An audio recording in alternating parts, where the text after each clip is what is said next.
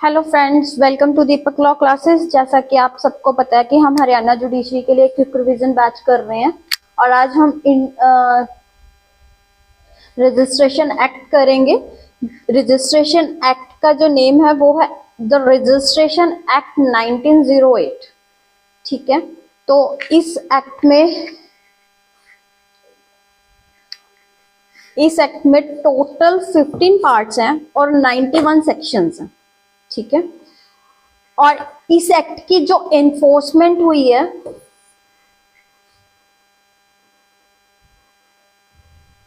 जो enforcement date है वो कौन सी है? 1 जनवरी 1909। ये प्री के लिए ये डेट पूछी जा सकती है कि रजिस्ट्रेशन एक्ट की एनफोर्समेंट डेट कौन सी है। और पहले इस एक्ट का नेम इंडियन रजिस्ट्रेशन एक्ट था, जिसमें से इंडियन वर्ड को हमने रिमूव कर दिया है 1969। फाइन। और जो फर्स्ट पार्ट है वो डील कर रहा है प्रीलिमिनरी से और इसमें 2 सेक्शंस हैं। पहला सेक्शन तो बात कर रहा है short title and extent and commencement की। दूसरे में डेफिनेशंस दी हुई हैं। शॉर्ट टाइटल क्या कह रहा है कि एक्ट का नेम क्या है, द रजिस्ट्रेशन एक्ट। ये एक्सटेंड कहाँ करता है? Whole of the India.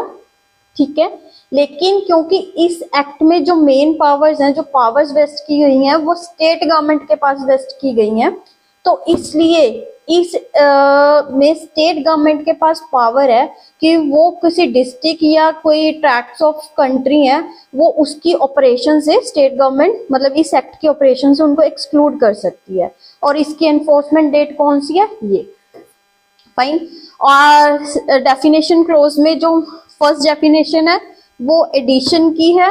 Addition means कोई प्लेस ऑफ रेजिडेंस या प्रोफेशन, ट्रेड, रैंक या फिर टाइटल जिससे हम किसी पर्सन को डिस्क्राइब कर रहे हैं। और अगर कोई इंडियन है, ठीक है, तो उसके फादर का नेम, और अगर कोई बच्चा अपनी मदर के नेम से जाना जाता है तो उसके मदर का नेम। तो एडिशन की डेफिनेशन में ये दिया गया है। और जो नेक्स्ट इंपॉर्टेंट डेफिनेशन है वो है 2+4 जो कि है डिस्ट्रिक्ट कोर्ट की definition. District court includes high court in its ordinary original civil jurisdiction. फिर नेक्स्ट हमारी जो इंपॉर्टेंट डेफिनेशन है वो है इमूवेबल प्रॉपर्टी की।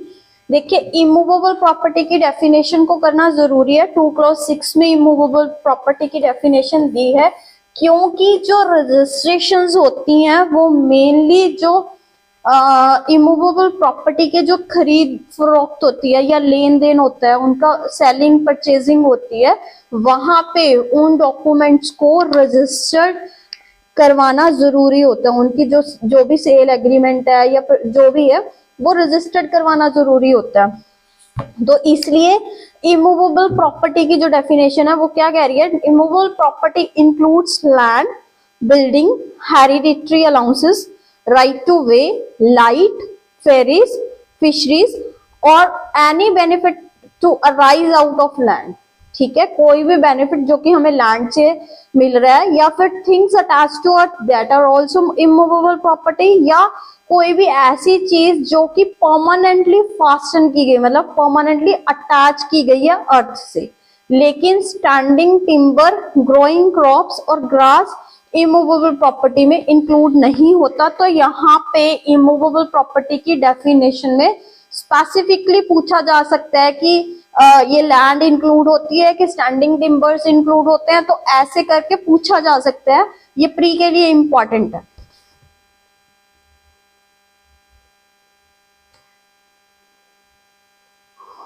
और नेक्स्ट इसकी डेफिनेशन है लीज की।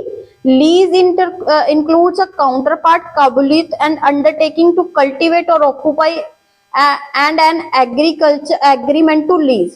तो इसमें क्या क्या इंक्लूड हो रहा है? जैसे कबूलियत वगैरह जो होती है ना, मतलब पहले वो कहते थे पट्टे पे प्रॉपर्टी चढ़ा दी या कुछ भी है, या फिर हमने प्रॉपर्टी को, जैसे हम पंजाब में आप देखोगे कि प्रॉपर्टी को जो एग्रीकल्चर लैंड होती है उसको ठेके पे दिया जाता है कि आप इस एक पर्टिकुलर टाइम तक इस पे फसल वगैरह कल्टीवेट कर सकते हो। ठीक है, तो वो लीज हो जाती है।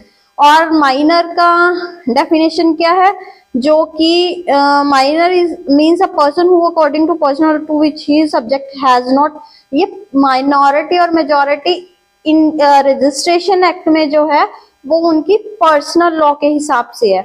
और सेक्शन 2 क्लोज 9 में मूवेबल प्रॉपर्टी में standing timber, growing crops, grass, fruits upon and juices in trees, और प्रॉपर्टी कोई भी प्रॉपर्टी जो कि इमूवेबल प्रॉपर्टी के डिस्क्रिप्शन में नहीं आ रही, वो सब मूवेबल होती हैं। और 2 क्लोज 10 में क्या दिया हुआ है, रिप्रेजेंटेटिव दिया हुआ है। रिप्रेजेंटेटिव कौन होते हैं, चाहे वो गार्डियन हो सकता है माइनर का, ठीक है, या कोई कमेटी या other legal curator of a lunatic और इडियट, ठीक है। तो रिप्रेजेंटेटिव में यहाँ पे हमने माइनर का गार्डियन या फिर लुनेटिक या इडियट का के लिए जो उनके लीगल क्यूरेटर्स होते हैं उनको इंक्लूड किया, ठीक है।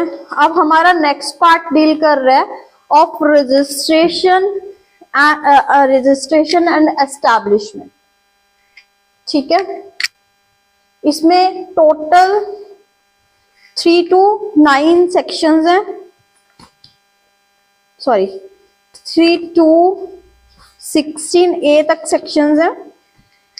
जो सेक्शन 3 है वो बात कर रहा है इंस्पेक्टर जनरल ऑफ रजिस्ट्रेशन, ठीक है। तो इनको अपॉइंट कौन करता है, इंस्पेक्टर जनरल ऑफ रजिस्ट्रेशन को कौन अपॉइंट करता है, स्टेट गवर्नमेंट अपॉइंट करेगी, ठीक है। कौन कौन सी टेरिटरीज के लिए, जो कि स्टेट गवर्नमेंट ने ही नोटिफाई की हैं कि स्टेट गवर्नमेंट जितनी एरिया के लिए वो गवर्नमेंट है उसके लिए वो इंस्पेक्टर जनरल को अपॉइंट कर सकती है, ठीक है। इसमें एक प्रोवाइजो भी है कि वो ऐसी अपॉइंटमेंट करने के बजाय क्या कर सकती है, किसी पर्टिकुलर ऑफिसर, ठीक है, को कह सकते हैं कि आप पे हमने ये इंस्पेक्टर जनरल की सारी पावर्स कंफर्म कर दी हैं और आपने अपनी ड्यूटीज के साथ साथ इंस्पेक्टर जनरल की ऑफिस को भी देखना है, ठीक है। और जो क्लोज 2 है इस सेक्शन 3 का, वो ये कह रहा है कि जो इंस्पेक्टर जनरल है वो साइमल्टेनियसली कोई और ऑफिस भी होल्ड कर सकता है। ऐसा नहीं है कि ये सिर्फ इंस्पेक्टर जनरल ही रहेगा, ये मतलब ऑफिस ऑफ प्रॉफिट वाली पोस्ट नहीं होनी चाहिए, ऐसा नहीं है, ठीक है। तो एक टाइम पे ये दूसरा ऑफिस भी देख सकता है। इसको अपॉइंट कौन करेगा, स्टेट गवर्नमेंट। इसमें सिर्फ क्वेश्चन यही आ सकता है कि इनको अपॉइंट कौन कर सकता है, और दूसरा कि ये साइमल्टेनियसली कोई और पोस्ट को डील कर सकते हैं कि नहीं। सेक्शन 4 रिपील्ड है। सेक्शन 5 डिस्ट्रिक्ट्स एंड सब डिस्ट्रिक्ट्स की बात कर रहा है। तो इस एक्ट के लिए जो स्टेट गवर्नमेंट है वो फॉर्म करेगी डिस्ट्रिक्ट एंड सब डिस्ट्रिक्ट्स को, और उनकी लिमिट्स वगैरह भी स्टेट गवर्नमेंट मतलब प्रिस्क्राइब करेगी।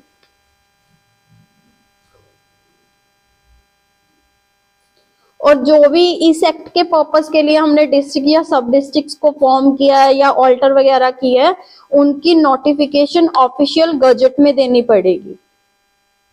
और अगर मान लीजिए सब डिस्ट्रिक्ट या सब डिस्ट्रिक्ट्स की जो जुरिसडिक्शन है उनमें कुछ ऑल्ट्रेशन वगैरह की है, तो वो ऑल्ट्रेशन कब से इफेक्ट में आएगी, जो कि नोटिफिकेशन में, जैसे हम एनफोर्समेंट डेट देते हैं ना कि इस दिन से ये एनफोर्स होएगा ये एक्ट पर्टिकुलर, तो अगर जो भी ऑफिशियल गजट में जिस दिन से हमने स्पेसिफिकली उस ऑल्ट्रेशन को एनफोर्स किया है उस डेट से वो एनफोर्स होंगी।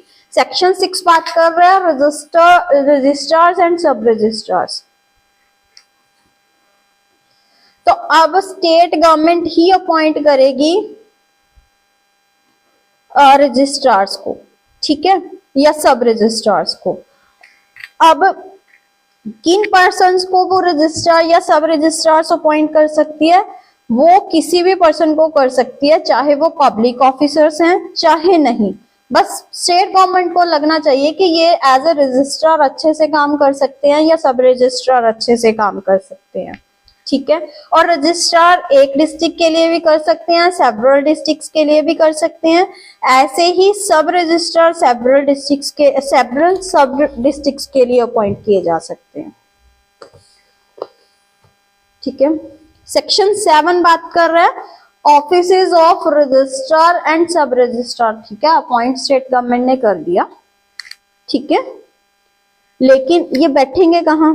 तो अब वही स्टेट गवर्नमेंट एस्टैब्लिश करेगी डिस्ट्रिक्ट में रजिस्ट्रार का ऑफिस और सब डिस्ट्रिक्ट में सब रजिस्ट्रार का ऑफिस। ठीक है। और स्टेट गवर्नमेंट अगर चाहे तो वो एक ही जगह पे 2 ऑफिसेस को अमेलगमेट कर सकती है, मतलब इकट्ठा कर सकती है। रजिस्ट्रार के बैठने की भी वही जगह हो सकती है और वहीं पे सब रजिस्ट्रार के बैठने की भी यही जगह हो सकती है। ठीक है। तो अब अगर अमेलगमेट करके उन्होंने सब रजिस्ट्रार को ही रजिस्ट्रार की पावर दे दी, तो वहां पे सब रजिस्ट्रार अपने सब रजिस्ट्रार की ड्यूटी तो पूरी करेगा ही करेगा और रजिस्ट्रार की ड्यूटी भी पूरी करनी ही पड़ेगी। लेकिन अगर एक ही बंदे को सब रजिस्ट्रार की पावर भी दी हुई है, रजिस्ट्रार की पावर भी दी हुई है, तो अब वो सब रजिस्ट्रार अपने ही पास किए गए ऑर्डर के खिलाफ अपील नहीं सुन सकता। ठीक है। सेक्शन 8 क्या कह रहा है? Inspectors of registration offices. तो स्टेट गवर्नमेंट क्या कर सकती है? ऑफिसर्स को अपॉइंट करेगी जिनको हम रजिस्ट्रेशन ऑफिसेस के इंस्पेक्टर कहते हैं और उनकी ड्यूटीज भी बताएगी। ठीक है। और जो ये इंस्पेक्टर्स होंगे वो इंस्पेक्टर जनरल के सबऑर्डिनेट होंगे। सेक्शन 9 रिपील्ड है। अब सेक्शन 10 क्या कह रहा है? एब्सेंस ऑफ रजिस्ट्रार और वैकेंसीज इन हिज ऑफिस। अब मान लीजिए कोई रजिस्ट्रार को हमने अपॉइंट नहीं किया, मतलब कोई पर्टिकुलर एरिया में या टेम्परेरी वैकेंसी आ गई है वहां पे, या फिर किसी भी रीजन के कारण वो उसकी सीट अभी वेकेंट पड़ी है,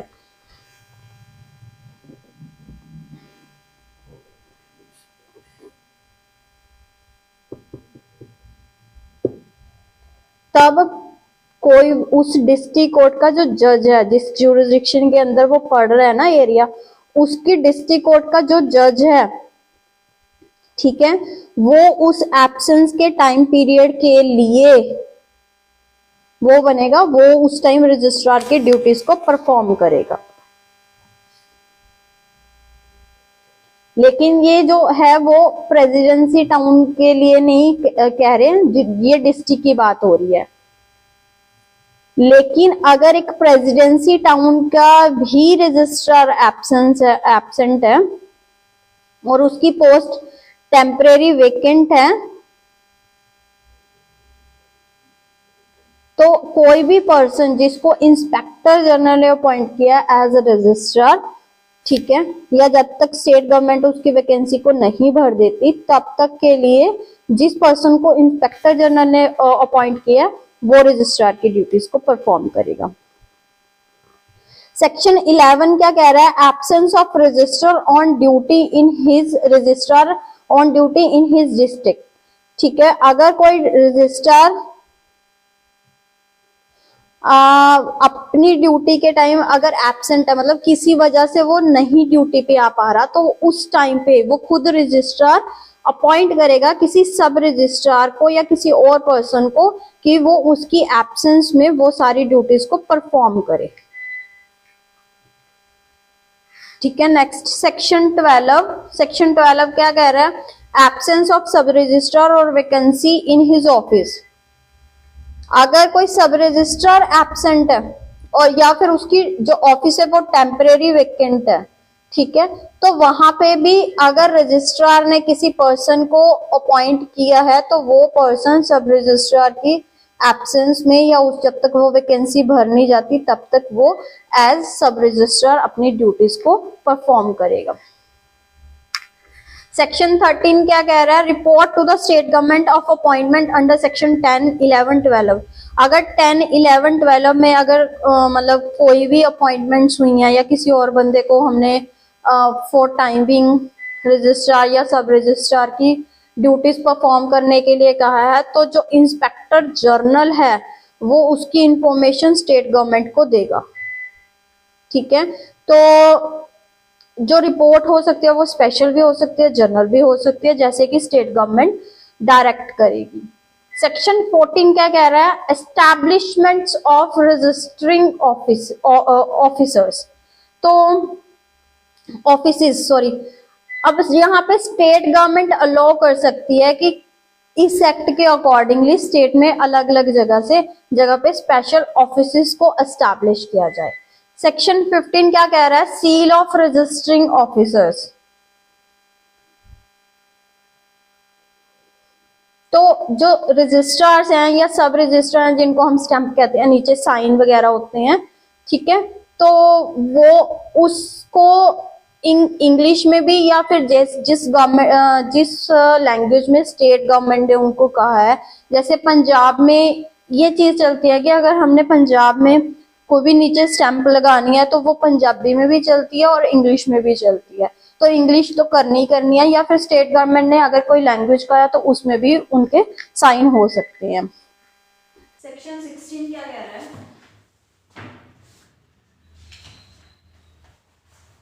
register books and fire proof boxes. ठीक है, तो अब हमने यहाँ पे कहा था कि जो इस एक्ट में जो डिस्क्रिशनरी पावर्स हैं वो स्टेट गवर्नमेंट के पास है। तो अब जो स्टेट गवर्नमेंट है वो ही प्रोवाइड करेगी ना, जो बुक्स वगैरह जो भी हमें चाहिए वो स्टेट गवर्नमेंट प्रोवाइड करेगी। तो जो स्टेट गवर्नमेंट है वो हर ऑफिस, जो रजिस्टरिंग ऑफिस है उसके लिए वो बुक्स जो भी उस ऑफिस में जितनी भी बुक्स नेसेसरी हैं वो सब कुछ स्टेट गवर्नमेंट प्रोवाइड करेगी। और अगर बुक्स जो प्रोवाइड की गई हैं वो टाइम टू टाइम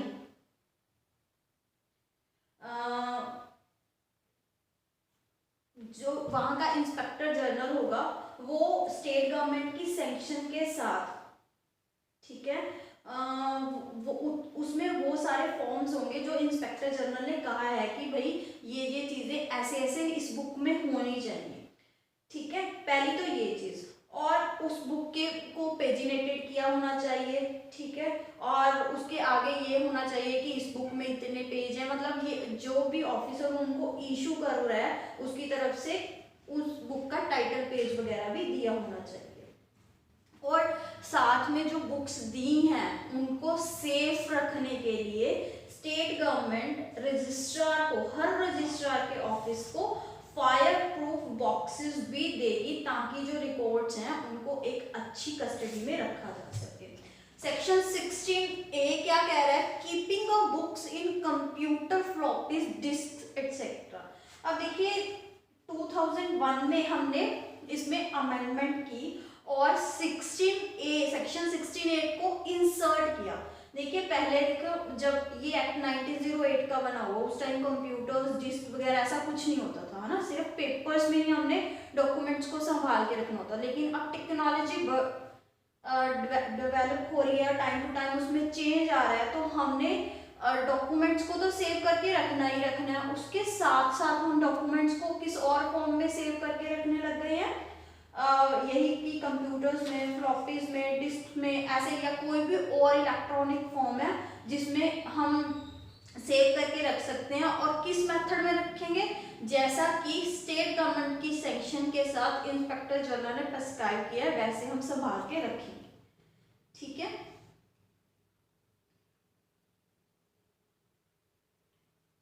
अब पार्ट 3 है ऑफ रजिस्ट्रेबल डॉक्यूमेंट्स। कौन कौन से डॉक्यूमेंट्स की रजिस्ट्रेशन कंपल्सरी है, किन की ऑप्शनल है, ये चीजें इस पार्ट में दी गई हैं। और इसमें से सेक्शन 17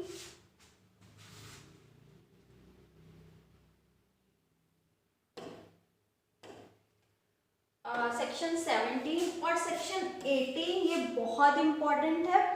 और उसके बाद अभी यहाँ तक ही देखिए, सेक्शन 23 ज्यादा इंपॉर्टेंट है। उसके बाद सेक्शन 17 में ये बताया गया कि कौन से डॉक्यूमेंट की रजिस्ट्रेशन कंपल्सरी है और सेक्शन 18 में किन की ऑप्शनल है। देखिए कौन से डॉक्यूमेंट्स की रजिस्ट्रेशन कंपल्सरी है?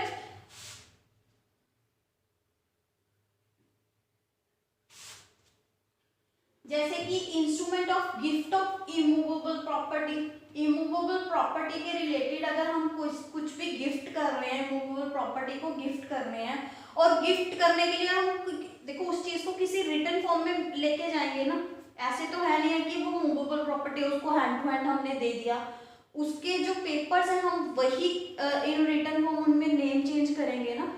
तो अब जिस रिटर्न डॉक्यूमेंट के थ्रू हमने वो किया है उसको रजिस्टर्ड करवाना जरूरी है। या कोई भी नॉन टेस्टामेंट्री इंस्ट्रूमेंट्स जो कि कोई राइट, टाइटल या इंटरेस्ट क्रिएट कर रहे हैं या डिक्लेयर कर रहे हैं या असाइन कर रहे हैं या लिमिट कर रहे हैं या एक्सटिंग्विश कर रहे हैं, और वहां पे भी ये भी इमूवेबल प्रॉपर्टी के रिलेटेड होना चाहिए, और उस इमूवेबल प्रॉपर्टी की वैल्यू 100 रुपीज से ज्यादा होनी चाहिए। तो अगर ऐसे नॉन टेस्टामेंट्री इंस्ट्रूमेंट्स हैं उनकी भी रजिस्ट्रेशन कंपल्सरी है।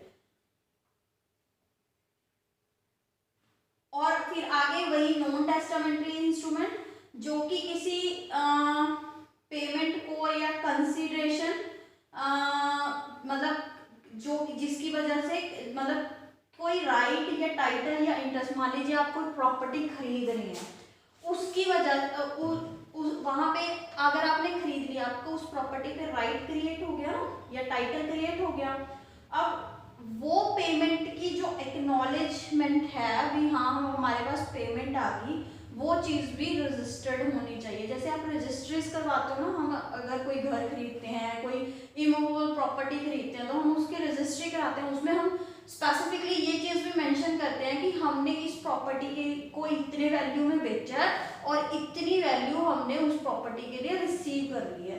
तो जिससे हम जो पेमेंट की रिसिप्ट है या कंसीडरेशन की रिसिप्ट है उसको एक्नॉलेज कर रहे हैं, और वो नॉन टेस्टामेंट्री इंस्ट्रूमेंट है जिससे हमें कोई राइट, टाइटल या इंटरेस्ट क्रिएट हो रहा है, डिक्लेयर हो रहा है या असाइन हो रहा है या लिमिट हो रहा है या एक्सटिंक्ट हो रहा है, तो वहां वो डॉक्यूमेंट भी रजिस्टर्ड करवाना जरूरी है। या इमूवेबल प्रॉपर्टी की जो लीजेस हैं जो कि ईयरली बेसिस पे होती हैं और 1 साल से ज्यादा टाइम पीरियड के लिए हैं, ठीक है, उन लीजेस को भी रजिस्टर करवाना जरूरी है। ठीक है, या कोई ऐसा नॉन टेस्टामेंट्री इंस्ट्रूमेंट, ठीक है, जहां से हम कोर्ट की डिक्री को ट्रांसफर या असाइन कर रहे हैं, जिसकी वजह से हम किसी को कोई राइट, टाइटल, इंटरेस्ट क्रिएट कर रहे हैं, डिक्लेयर कर रहे हैं, असाइन कर रहे हैं, लिमिट कर रहे हैं, एक्सटिंग्विश कर रहे हैं, चाहे प्रेजेंट में चाहे फ्यूचर में, वो सब और इमूवेबल प्रॉपर्टी के रिलेटेड होनी चाहिए। 100 रुपीज से ऊपर की उसकी वैल्यू होनी चाहिए, तो वो सब कंपल्सरी है, उनकी रजिस्ट्रेशन कंपल्सरी है। और अगर हम ट्रांसफर कर रहे हैं फॉर कंसीडरेशन इमूवेबल प्रॉपर्टी को, ठीक है, तो section 53A of transfer of property act के अंदर तो वो रजिस्टर्ड होनी जरूरी है। ठीक है, और अगर ऐसे डॉक्यूमेंट्स को हमने रजिस्टर्ड नहीं करवाया, ठीक है, तो उनका इस section 53A of transfer of property act के अंदर उनको हम कंसीडर नहीं करेंगे कि वो प्रॉपर और वैलिड ट्रांजैक्शन हुई है। लेकिन जो क्लॉजेस B एंड C हैं, मतलब टेस्टामेंट्री डॉक्यूमेंट जो जिनकी वजह से इमूवेबल प्रॉपर्टी पे कोई राइट वगैरह क्रिएट हो रहा है या पेमेंट ऑफ रिसिप्ट की बात हो रही है, तो वो कहाँ कहाँ अप्लाई नहीं होगा? कॉम्पोजिशन डेट्स पे, shares in joint stock company, debentures issued by company जिसके द्वारा हमें कोई राइट, टाइटल या इंटरेस्ट क्रिएट नहीं हो रहा, ना ही उससे कोई राइट, टाइटल और इंटरेस्ट डिक्लेयर हो रहा है, मतलब जिनसे हमें डिवेंचर्स ऑफ कंपनी से जिससे हमें कोई फायदा नहीं हो रहा, कुछ हमारे फेवर में नहीं आ रहा, ठीक है, या एनी एंडोर्समेंट और transfer of any debenture issue by any such company, ठीक है,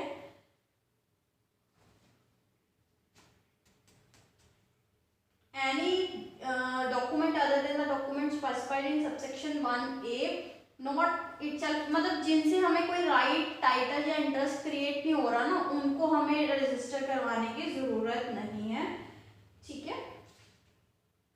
Any grant of immovable property by government, any instrument of partition made by revenue officer, any order granting a loan or instrument of collateral security, any order granting a loan under Agriculturist Loans Act or instrument for securing the repayment of loan, ठीक है, ये सब हमें register करवाने की जरूरत नहीं है।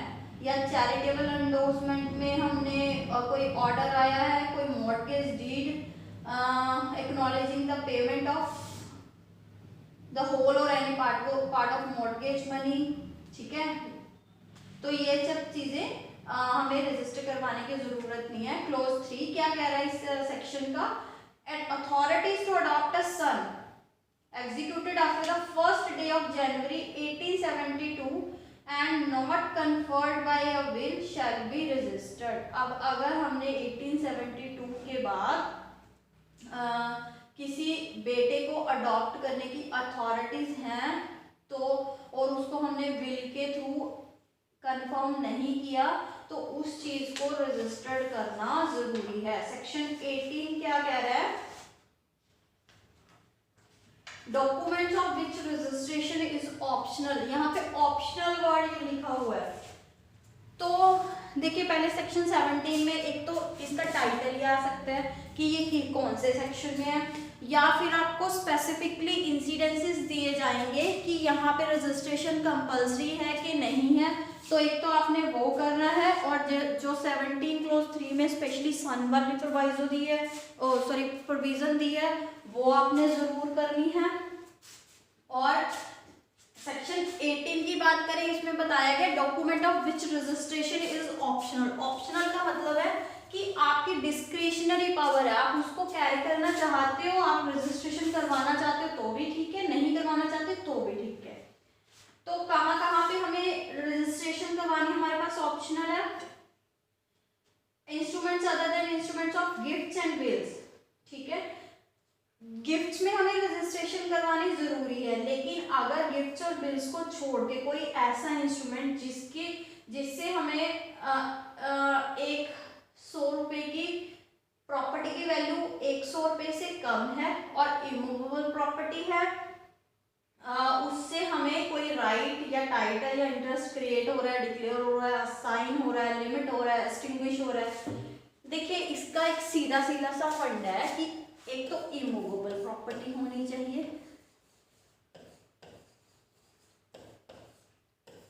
ठीक है, और उसकी वैल्यू कितनी होनी चाहिए, 100 रुपीज और मोर, ठीक है, तो वहां पे रजिस्ट्रेशन होगी।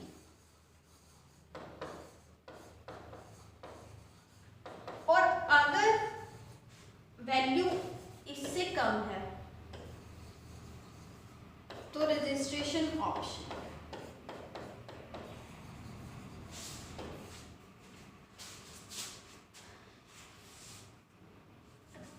इंस्ट्रूमेंट एक्नॉलेजिंग द रिसिप्ट और payment of any consideration on account of creation declaration, वही जैसे 17 में हमने किया था कि भाई वो प्रॉपर्टी की वैल्यू इतनी होनी चाहिए जिससे हमें पेमेंट वगैरह की रिसीप्ट वगैरह का बात कर रहे हैं, तो वहाँ पे कंपल्सरी था, यहाँ पे अब ऑप्शनल हो जाएगी। ऐसे ही लीजेस जो 1 साल से कम टाइम पीरियड के लिए वहाँ पे ऑप्शनल है। यहाँ पे हम डिक्री ऑफ कोर्ट को ट्रांसफर कर रहे हैं या असाइन कर रहे हैं, ठीक है, जिससे हमारा राइट टाइटल और इंटरेस्ट किसी इमूवेबल प्रॉपर्टी जिसकी वैल्यू 100 रुपीज से कम है, तो वहाँ पे भी जो रजिस्ट्रेशन है ऑप्शनल है। इंस्ट्रूमेंट्स अदर देन विल, जो कि मूवेबल प्रॉपर्टी में हमारा राइट इंटरेस्ट वगैरह क्रिएट करने हैं, तो वहाँ पे भी ऑप्शनल है। विल्स को रजिस्टर करवाना ऑप्शनल है। जो और बहुत सारे जो डॉक्यूमेंट्स जिनको कि हमने सेक्शन 17 में कहा कि उनको रजिस्टर करवाना जरूरी नहीं है, तो वहाँ पे अगर हम रजिस्ट्रेशन करवा भी लेते हैं तो उससे कोई प्रॉब्लम नहीं है, वो हमारी मर्जी है, ठीक है। सेक्शन 19 क्या कह रहा है, documents in language not understood by registering officer. अगर हम ऐसी लैंग्वेज में कुछ डॉक्यूमेंट को लिख के लेके जा रहे हैं जो कि रजिस्टर्ड ऑफिसर को समझ नहीं आ रही और उस डिस्ट्रिक्ट में वो लैंग्वेज कॉमनली यूज भी नहीं हो रही है, तो वो रिफ्यूज कर सकते हैं। ही शैल है, यहाँ पे शैल वर्ड है, शैल रिफ्यूज है, ठीक है। तो वो मना कर देगा कि मैं इस डॉक्यूमेंट को रजिस्टर नहीं करूंगा। लेकिन इसकी प्रोवाइजो क्या है, इसकी अगर हम ट्रू ट्रांसलेशन उस लैंग्वेज में करके ले जाएं जो उस पर्टिकुलर डिस्ट्रिक्ट में यूज हो रही है, तो हम वो रजिस्टर कर सकते हैं, ठीक है। सेक्शन 20 क्या कह रहा है, डॉक्यूमेंट्स कंटेनिंग इंटरलिनिएशंस, ब्लैंक्स, इरेजर्स और ऑल्टरेशंस। मान लीजिए हमने कोई डॉक्यूमेंट लिख लिया, बाद में हमें उसमें कमी पेशी लगी, हमने क्या किया, काटे माटे मारे और कुछ लिख लिख के ले गए, और ठीक है। तो अब या हमने कुछ जगह में गैप छोड़ रखे हैं ताकि हम बाद में रजिस्ट्रेशन के बाद में उनको फिल कर सकें और अपने हिसाब से यूज करें। तो अगर रजिस्टरिंग ऑफिसर को लगता है कि इससे कोई गड़बड़ हो सकती है, तो वो उनकी जो रजिस्ट्रेशन है उसको रिफ्यूज कर सकता है। यहाँ पे कर सकता है, वो अपनी डिस्क्रिशन यूज करेगा, ठीक है। लेकिन अगर करेगा भी, वो कब करेगा, वो सामने वाले पर्सन से अटेस्टेशन लेगा उनके, जैसे आप सभी एडवोकेट्स हो ना, तो मान लीजिए यहाँ पे मैं वर्ड लिख रही हूँ, यहाँ पे मेरे से स्पेलिंग मिस्टेक हो गया था, अब मैं दोबारा से यहाँ पे ये वर्ड लिखती हूँ, हम कोर्ट में ऐसा ही करते हैं, तो वहाँ पे हम साथ में अपने इनिशियल्स देते हैं, ठीक है।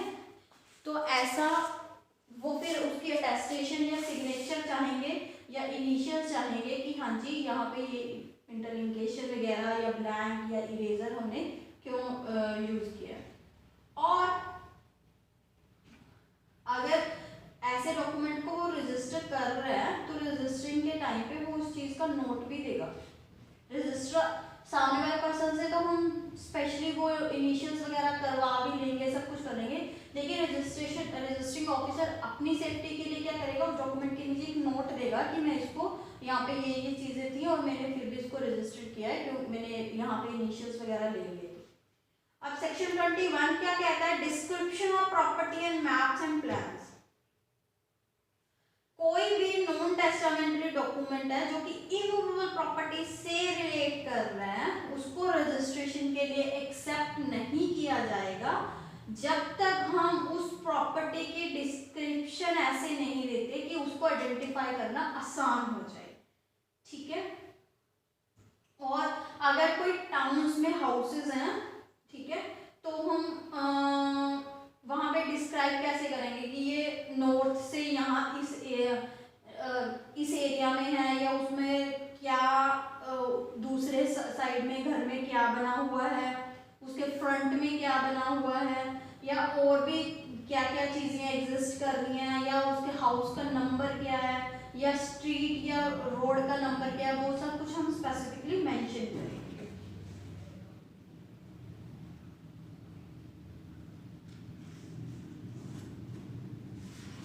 ठीक है। और कोई भी नॉन टेस्टामेंटरी डॉक्यूमेंट जिसमें कि कोई मैप या प्लान है, ठीक है,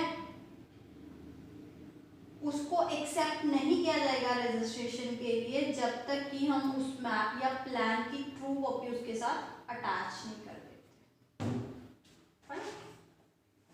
सेक्शन 22 क्या कह रहा है, description of houses and lands by reference to government maps and service. अब यहाँ पे हम मैप्स और प्लान्स की बात कर रहे हैं, यहाँ पे गवर्नमेंट मैप्स और प्लान्स की बात हो रही है। तो अब सेक्शन 22 क्या कह रहा है कि अगर स्टेट गवर्नमेंट की ओपिनियन के हिसाब से ये प्रैक्टिकेबल है कि हम हाउसेस को डिस्क्राइब कैसे करें, जो गवर्नमेंट ने मैप्स और सर्विस किए हुए हैं उनके हिसाब से हम उनको प्रिस्क्राइब करें, ना कि मतलब हाउस नंबर वगैरह ऐसे नहीं करते, क्योंकि वो टाउन्स या होम्स वगैरह जो है वो टाउन्स में नहीं है। तो जैसे आप देखते हो ना, गांव में घर बने हुए होते हैं, वहाँ पे उनके वो खसरा खतौनी नंबर ऐसे उन पे वो जगह बनी होती है, तो हम वैसे डिस्क्राइब करते हैं, ठीक है। और अगर हम सेक्शन 21 की प्रोविजंस को या 22 की प्रोविजंस को अगर हम कंप्लाई नहीं कर रहे हैं, ठीक है, और सॉरी, अगर सेक्शन 21 की प्रोविजंस को हम कंप्लाई नहीं कर पा रहे हैं, लेकिन 22 के हिसाब से हम गवर्नमेंट मैप्स वगैरह की डिस्क्रिप्शन दे रहे हैं, तो भी वो डॉक्यूमेंट रजिस्टर्ड हो सकता है, ठीक है। हमें तो इस चीज से मतलब है ना कि हम उस प्रॉपर्टी को आइडेंटिफाई कर पाए। अगर वो एक तरीके से आइडेंटिफाई नहीं हो पा रही है और दूसरे तरीके से आइडेंटिफाई हो पा रही है, हमें आइडेंटिफिकेशन से मतलब है। अगर प्रॉपर आइडेंटिफिकेशन हो पा रही है तो दैट विल बी सफिशिएंट। अब पार्ट 4 क्या कह रहा है, of the time of presentation. अब प्रेजेंटेशन हमने रजिस्ट्रेशन कितने टाइम के अंदर अंदर करवा लेनी है, कैसे करवानी है, उसके रिलेटेड हम पार्ट 4 में डील करेंगे। और इसमें सेक्शन 23, 24 ये दोनों इंपॉर्टेंट हैं। 24 भी इंपॉर्टेंट है, ठीक है। अब subject to the provisions, section 23 क्या कह रहा है, time for presenting documents. Subject to the provisions contained in section 24, 25 and 26, no document other than will shall be accepted for registration unless presented for that purpose to the proper officer within 4 months from the date of his execution। तो यहाँ पे pre के लिए question क्या बनता है कि document को कितने टाइम के अंदर रजिस्ट्रेशन कंपल्सरी है, कितने टाइम के अंदर कंपल्सरी है। पहले तो कौन कौन से डॉक्यूमेंट्स पे सेक्शन 23 अप्लाई नहीं होता, बिल्स पे, ठीक है। और दूसरी चीज क्या है कि रजिस्ट्रेशन जिस दिन एग्जीक्यूशन हुई है उसके 4 महीनों के अंदर अंदर रजिस्ट्रेशन कंपल्सरी है। और इसकी प्रोवाइजो भी है कि कोई कॉपी ऑफ डिक्री या ऑर्डर को भी हम प्रेजेंट कर सकते हैं विद इन 4 मंथ्स। कब से, जिस दिन वो डिक्री या ऑर्डर हुआ है, और जिस दिन अगर वो डिक्री या ऑर्डर अपीलेबल है, जिस दिन वो डिक्री या ऑर्डर फाइनल हो गया उसके 4 महीनों के अंदर। सेक्शन 23A क्या कह रहा है, री रजिस्ट्रेशन ऑफ सर्टेन डॉक्यूमेंट्स।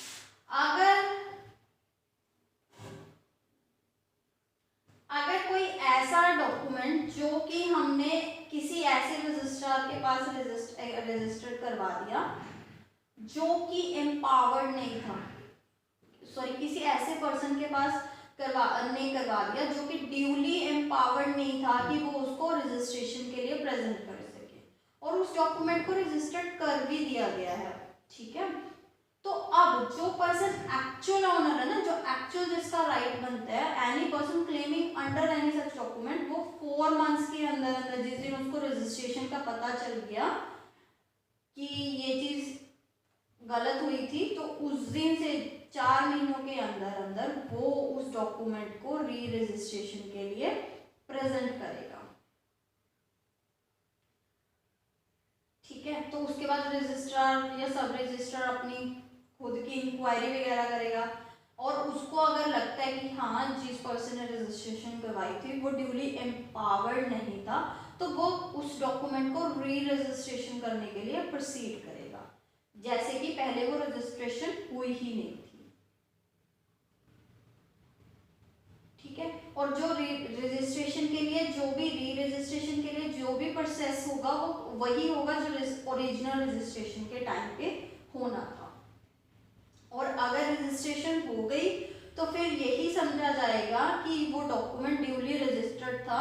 और इसके लिए हम डेट, एक प्री के लिए एक और क्वेश्चन है कि री रजिस्ट्रेशन की इफेक्टिवनेस कब से कंसीडर करेंगे, जिस दिन वो ओरिजिनली रजिस्टर्ड हुआ था, ठीक है।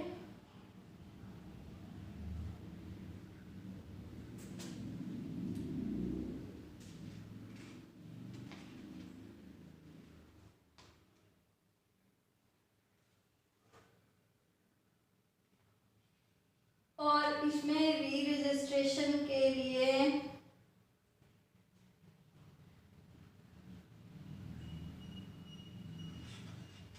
चलो सेक्शन 24 क्या कह रहा है, documents executed by several persons at different times. अगर सेवरल पर्सन्स ने एक डॉक्यूमेंट को डिफरेंट डिफरेंट टाइम पे एग्जीक्यूट किया है तो हर एग्जीक्यूशन के बाद हमें रजिस्ट्रेशन या री रजिस्ट्रेशन के लिए 4-4 मंथ्स अलग अलग से मिलेंगे, ठीक है। तो हर एग्जीक्यूशन के लिए ये इसीलिए इम्पॉर्टेंट है, इसका सेक्शन नंबर भी पूछा जा सकता है और हर एग्जीक्यूशन के बाद ये चीज रजिस्ट्रेशन के लिए जाएगी और इतना टाइम पीरियड मिलेगा, ये इम्पॉर्टेंट है। सेक्शन 25 क्या कह रहा है, documents where delay in presentation is unavoidable. अब कई बार हमारे से डिले हुई है, जैसे हम लिमिटेशन में कॉन्डोनेशन करते हैं ना कि सफिशिएंट कोज की वजह से हम with in time period suit नहीं फाइल कर सके, तो अब ऐसे ही हम सफिशिएंट रीजन की वजह से with in time period registration के लिए प्रेजेंट नहीं कर सके, ठीक है। तो फिर वहां पे हमारे पास क्या होगा, तो अगर अर्जेंट नेसेसिटी या अनअवॉइडेबल, यहाँ वहां पे हमने सफिशिएंट कोज वर्ड यूज किया था, यहाँ पे क्या है urgent necessity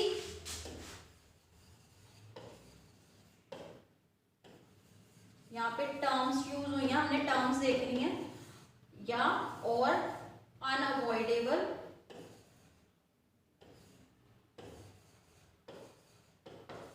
incident.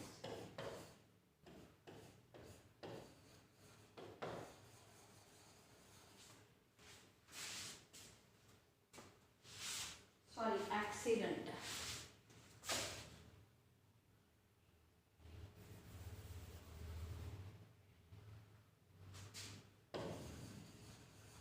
Unavoidable accident की वजह से, इन दो चीजों की वजह से कोई हमने डॉक्यूमेंट को प्रेजेंट नहीं किया विद रजिस्ट्रार, और जो डिले है in presentation does not exceed 4 months में direct with payment of fine not exceeding 10 times of the amount of proper registration fees, ठीक है। तो अब अगर हमने 4 महीनों के अंदर अंदर तो प्रेजेंट नहीं किया, लेकिन 4 महीने से बाद में हम फाइन पे करके, फाइन कितना होगा, जो रजिस्ट्रेशन फीस है उसका 10 गुना, तो रजिस्ट्रेशन के लिए उस डॉक्यूमेंट को एक्सेप्ट किया जा सकता है, ठीक है। तो अब ये एप्लीकेशन हम फाइल कब कहाँ करेंगे, जिस रजिस्ट्रार के अंडर हमारा केस पड़ता है उसके सब रजिस्ट्रार जो भी उसका सबऑर्डिनेट है उसके पास हम एप्लीकेशन लगा सकते हैं। सेक्शन 26 क्या कह रहा है, document executed out of India, अगर हमने कोई डॉक्यूमेंट्स को इंडिया से बाहर एग्जीक्यूट किया है,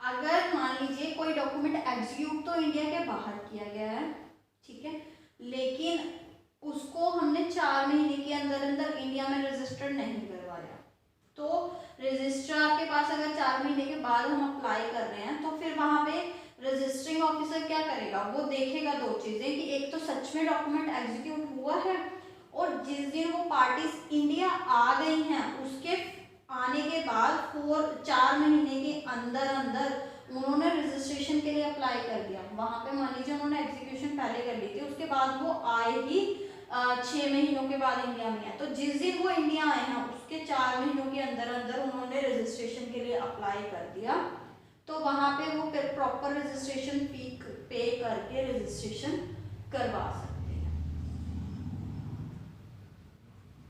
ठीक है। नेक्स्ट है section 27, wills may be presented और डिपॉजिटेड एट एनी टाइम। देखिए बाकी डॉक्यूमेंट्स के रजिस्ट्रेशंस के लिए हमें 4 महीने चाहिए, लेकिन विल जो है वो उसको किसी भी टाइम रजिस्ट्रेशन के लिए प्रेजेंट किया जा सकता है या डिपॉजिट किया जा सकता है। नेक्स्ट है चैप्टर 5 पार्ट 5 जो बात कर रहा है of the place of registration. अब हमने रजिस्ट्रेशन की बात कर ली कि हमने रजिस्ट्रेशन कौन कौन से डॉक्यूमेंट्स को करवाना है और इतने टाइम के अंदर करवाना है। अब हम नेक्स्ट देखेंगे कि रजिस्ट्रेशन करवाने के लिए हमने डॉक्यूमेंट कौन कौन सी जगह पे प्रेजेंट करने हैं, मतलब किस किस जगह पे हम प्रेजेंट कर सकते हैं। तो सेक्शन 28 क्या कह रहा है, place for registering document relating to land. तो अब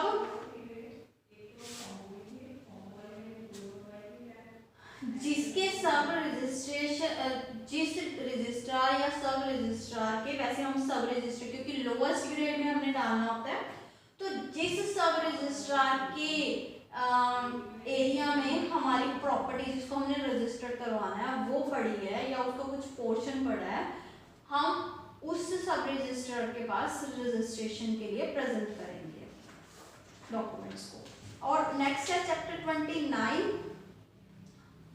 place for registering other documents. ठीक है, तो बाकी जो डॉक्यूमेंट्स हैं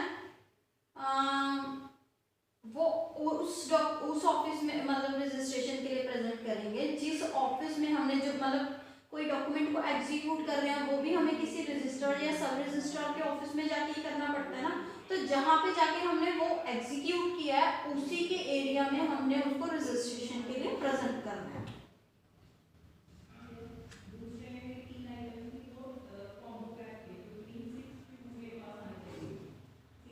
सेक्शन 30 क्या कह रहा है, registration bye registrar in certain cases.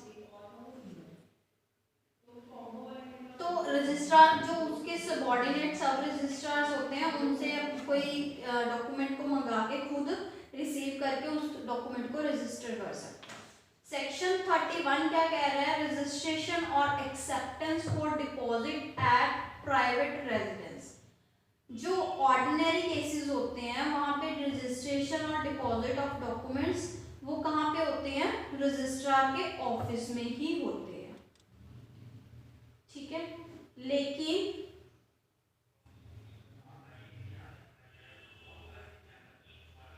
Special course होने पे वो ऑफिसर जिस पर्सन की डॉक्यूमेंट को हमने रजिस्ट्रेशन करना है या बिल वगैरह को डिपॉजिट करना है, तो वो उसके स्पेशल रीजन पे उसके रेजिडेंस पे भी जाके उस डॉक्यूमेंट को कलेक्ट कर सकते हैं। जनरल रूल क्या है, जो ऑफिस बना है वहीं, लेकिन अगर स्पेशल रीजंस हैं वो उस पर्सन के रेजिडेंस पे भी वो कलेक्ट कर सकते हैं। नेक्स्ट है पार्ट 6 जो कि बात कर रहा है प्रेजेंटिंग डॉक्यूमेंट्स फॉर रजिस्ट्रेशन। अब प्रेजेंटेशन कैसे होनी चाहिए वो बात कर रहे हैं। सेक्शन 32 में हम बात करेंगे persons to present document for registration. कौन कौन से पर्सन्स हैं जो किसी डॉक्यूमेंट को रजिस्ट्रेशन के लिए प्रेजेंट कर सकते हैं।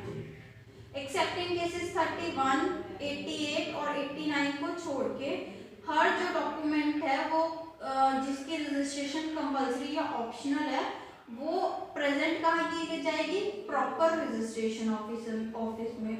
किसके द्वारा, बाय सम पर्सन एग्जीक्यूटिंग और क्लेमिंग अंडर द सेम, और इन केस ऑफ डिक्री और order claiming under the decree और ऑर्डर। ठीक है, या फिर उस पर्सन के रिप्रेजेंटेटिव या असाइन के द्वारा या उस पर्सन के एजेंट के द्वारा जिसको कि हमने duly power of attorney execute करके एज एजेंट अपॉइंट किया है, तो वो पर्सन रजिस्ट्रेशन के लिए डॉक्यूमेंट्स को प्रेजेंट कर सकते हैं। सेक्शन 32A क्या कह रहा है, compulsory affixing of photograph. Every person presenting any document at the proper registration officer under section 32। तो अब जो भी पर्सन क्या कर रहा है रजिस्ट्रेशन के लिए डॉक्यूमेंट्स को प्रेजेंट कर रहा है वो अपनी पासपोर्ट साइज फोटो और अपने फिंगरप्रिंट्स को वहां पे अफिक्स करके आएगा। ठीक है, और अगर डॉक्यूमेंट कोई transfer of ownership of immovable property के रिलेटेड है तो बायर और सेलर दोनों की फोटो और फिंगरप्रिंट्स वहां पे अफिक्स किए जाएंगे। सेक्शन 33 क्या कह रहा है, power of attorney recognisable for purpose of section 32। तो हमने वहां पे कहा था ना कि अगर हमने एजेंट अपॉइंट करना करना है तो हमने पावर ऑफ अटॉर्नी के थ्रू ही करना है। तो अब पावर ऑफ अटॉर्नी हम कौन कौन सी कंसीडर करेंगे ये बात कर रहे हैं। तो अगर प्रिंसिपल ने executing the time of executing the power of attorney resides in any part of India in which this act is for the timing in force of power of attorney executed, अगर वो principal हमारा जो principal है जिसने power of attorney execute करनी है अगर वो इंडिया में रह रहा है तो वो रजिस्ट्रार के सामने एग्जीक्यूट होनी चाहिए और ऑथेंटिकेट होनी चाहिए, रजिस्ट्रार या सब रजिस्ट्रार। और अगर जो प्रिंसिपल है वो ऐसे पार्ट में रह रहा है जिसमें ये एक्ट इन फोर्स नहीं है, ठीक है, तो वहां पे जो पावर ऑफ अटॉर्नी है वो किसी मैजिस्ट्रेट के सामने एग्जीक्यूट होनी चाहिए, उसके द्वारा ऑथेंटिकेटेड होनी चाहिए। और अगर जो प्रिंसिपल है वो उस time power of attorney execute करने के टाइम पे इंडिया में नहीं रह रहा, ठीक है, तो वहां पे वो पावर ऑफ अटॉर्नी एग्जीक्यूट की जाएगी बिफोर अ नोटरी पब्लिक या कोई कोर्ट या जज या magistrate, Indian consul, vice consul और रिप्रेजेंटेटिव ऑफ सेंटर, जो हमारी सेंटर गवर्नमेंट के द्वारा अपॉइंटेड बंदे हैं उनके सामने वो एग्जीक्यूट की जाएगी और उनके द्वारा वो ऑथेंटिकेटेड होनी चाहिए, ठीक है।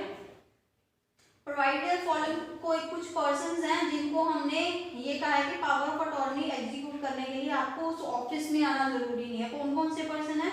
जो बॉडीली इनफॉर्म है या अनेबल हैं कि वो विदाउट रिस्क उस जगह को अटेंड ही नहीं कर सकते, और अगर कुछ पर्संस जेल में हैं तो उनको भी जो रजिस्ट्रार ऑफिस है या सब रजिस्ट्रार ऑफिस है वहाँ पे प्रेजेंट होना जरूरी नहीं है, या जिन पर्संस की personal appearance in court exempt की गई है उनको भी स्पेशली रजिस्ट्रार या सब रजिस्ट्रार के ऑफिस में आना जरूरी नहीं है। और अगर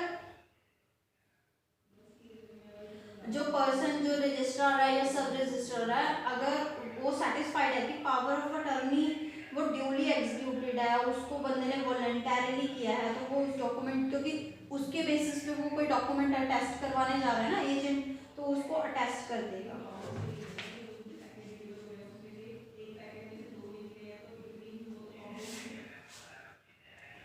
और जो वॉलंटरी नेचर ऑफ एग्जीक्यूशन हुई है कि नहीं है इस चीज का एविडेंस कलेक्ट करने के लिए रजिस्ट्रार, सब रजिस्ट्रार या मैजिस्ट्रेट वो उस पर्सन के प्लेस पे खुद भी जा सकते हैं, जेल में भी जा सकते हैं, उसको एग्जामिन कर सकते हैं या फिर कमीशन अपॉइंट कर सकते हैं,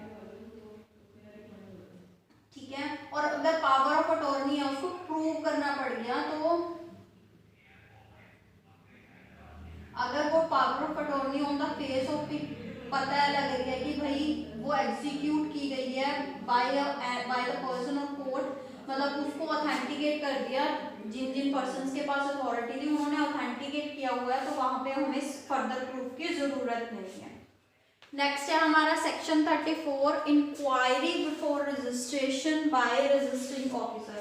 अब मान लीजिए मैं कोई डॉक्यूमेंट रजिस्टर्ड करवाना चाह रही हूँ, मैंने जाके रजिस्ट्रार के पास रख दी, वो सीधा ही उनको रजिस्टर कर देंगे या फिर वो अपनी तरफ से इंक्वायर करेंगे, कुछ तो वो देखेंगे ना, हमसे कुछ क्वेश्चंस पूछेंगे, तभी अगर वो सेटिस्फाई होंगे तभी वो उनकी ऑथेंटिसिटी के बारे में, उस डॉक्यूमेंट की जेन्युइननेस के बारे में, तभी वो उसको रजिस्टर करेंगे ना।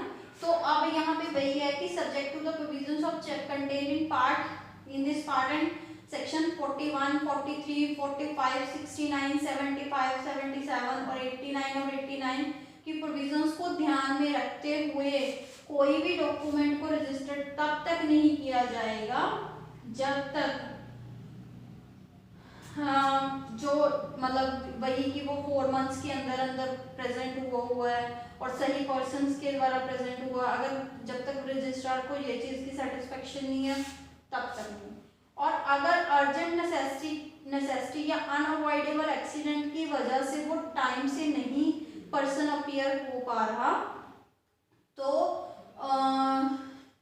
और वो जो डिले है वो 4 मंथ से एक्सीड नहीं कर रही है, तो 10 टाइम्स फाइन होगा, ठीक है।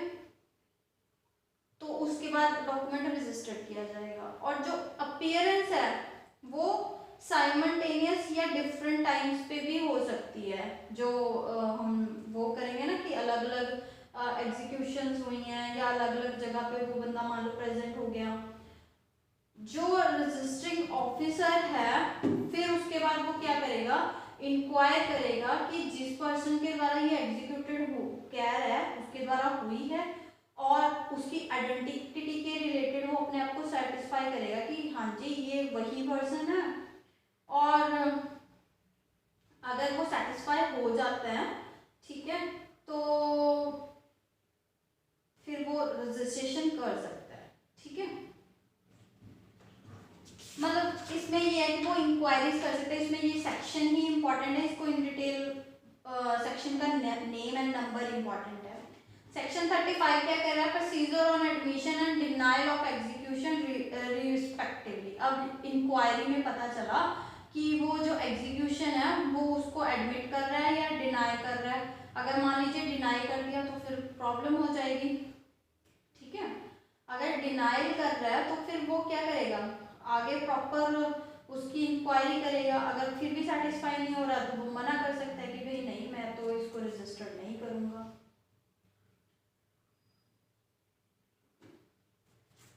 और नेक्स्ट है हमारा part 7, enforcing of the appearance of executants and witnesses.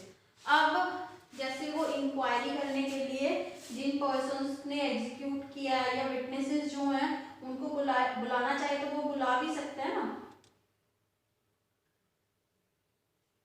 तो अब अगर कोई पर्सन जो कि डॉक्यूमेंट प्रेजेंट कर रहा है, ठीक है, वो चाह रहा है कि जिस पर्सन्स ने टेस्टिमनी मतलब जिस पर्सन्स ने एग्जीक्यूट किया उनकी प्रेजेंस जरूरी है, जिन्होंने विटनेस वगैरह दिया उनकी प्रेजेंस जरूरी है। तो जो रजिस्ट्रेशन ऑफिसर है वो अपनी डिस्क्रिप्शन में उन पर्सन्स को या उस कोर्ट को, जैसे कि स्टेट गवर्नमेंट रिक्वायर कर रही है, उनको सम्मन कर सकता है कि आपने रजिस्ट्रेशन ऑफिसर ऑफिस में आना है, चाहे इन पर्सन आइए चाहे ड्यूली ऑथोराइज एजेंट के द्वारा आइए और इस टाइम पे आना है। यहाँ पे समनिंग हो सकती है।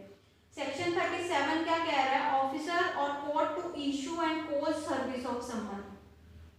तो जो भी ऑफिसर या कोर्ट को जिसको बुलाया है वहां पे एक फी होती है जो उनकी मतलब वही ट्रैवलिंग एक्सपेंसेस वगैरह हैं, ठीक है, उनको उस फी की रिसिप्ट के बाद वो इशू कर देगा वो समन्स को accordingly and cause it to be served upon the persons who. अब वहां पे जिन पर्सन्स की अपीयरेंस जरूरी है, वो जिन पर ऑफिसर्स को हमने भेजा है ना कि इन बंदों को भेज दो, हमें इस केस में इस पर्सन की जरूरत है, तो उसके जो जुरिडिक्शन में जो ऑफिसर्स हैं या कोर्ट्स हैं हम उनके पास समनिंग के लिए रिक्वेस्ट भेज देते हैं। जब वहाँ पे हम जो कोर्ट जो फी है, समनिंग फी है, वो पहुँच जाती है तो वो आगे उन पर्सन्स को समन्स इशू कर देते हैं कि आपने इस डेट पे वहाँ पे प्रेजेंट होना है। सेक्शन 38 क्या कह रहा है, persons exempt for appearance at registration officer. अब कई पर्सन्स ऐसे होते हैं जिनको रजिस्ट्रेशन ऑफिसर में जाना जरूरी नहीं है। अब वो कौन कौन से पर्सन्स हैं, वही एक तो पहले भी हम कर चुके हैं जो बॉडीली इन्फॉर्मिटी से ऐसे पीड़ित हैं कि वो अपनी इनकन्वीनियंस उनको या तो सीरियस इनकन्वीनियंस होगी या सीरियस रिस्क है जाने से, या फिर जो पर्सन्स जेल में है चाहे वो सिविल चाहे क्रिमिनल प्रोविजंस के अकॉर्डिंगली जेल में है तो भी उनको एग्जम्प्ट किया गया है, या फिर जो जिन पर्सन्स को बाय लॉ एग्जम्प्ट किया गया है वो उनको कोर्ट में पर्सनली अपीयर होना जरूरी नहीं है, तो वहां पे उन पर्सन्स की एग्जम्पशन है।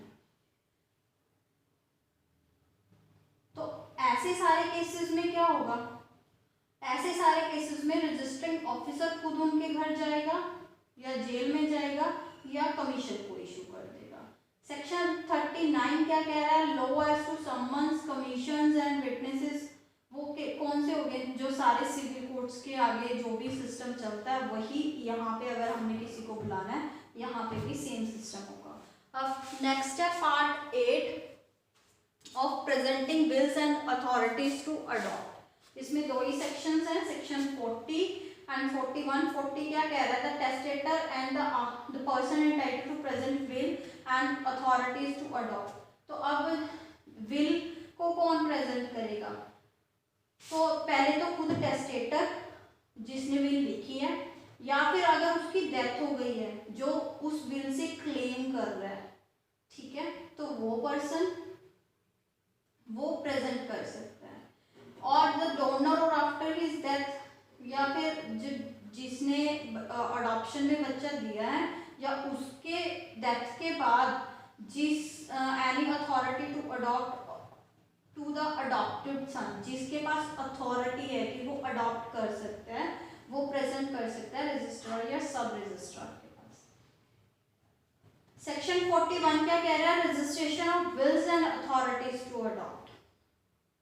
अब विल्स और अथॉरिटीज टू अडॉप्ट की रजिस्ट्रेशन का क्या प्रोसेस है, वही होगा जो डॉक्यूमेंट्स को रजिस्टर करने के मामले में होता है, ठीक है।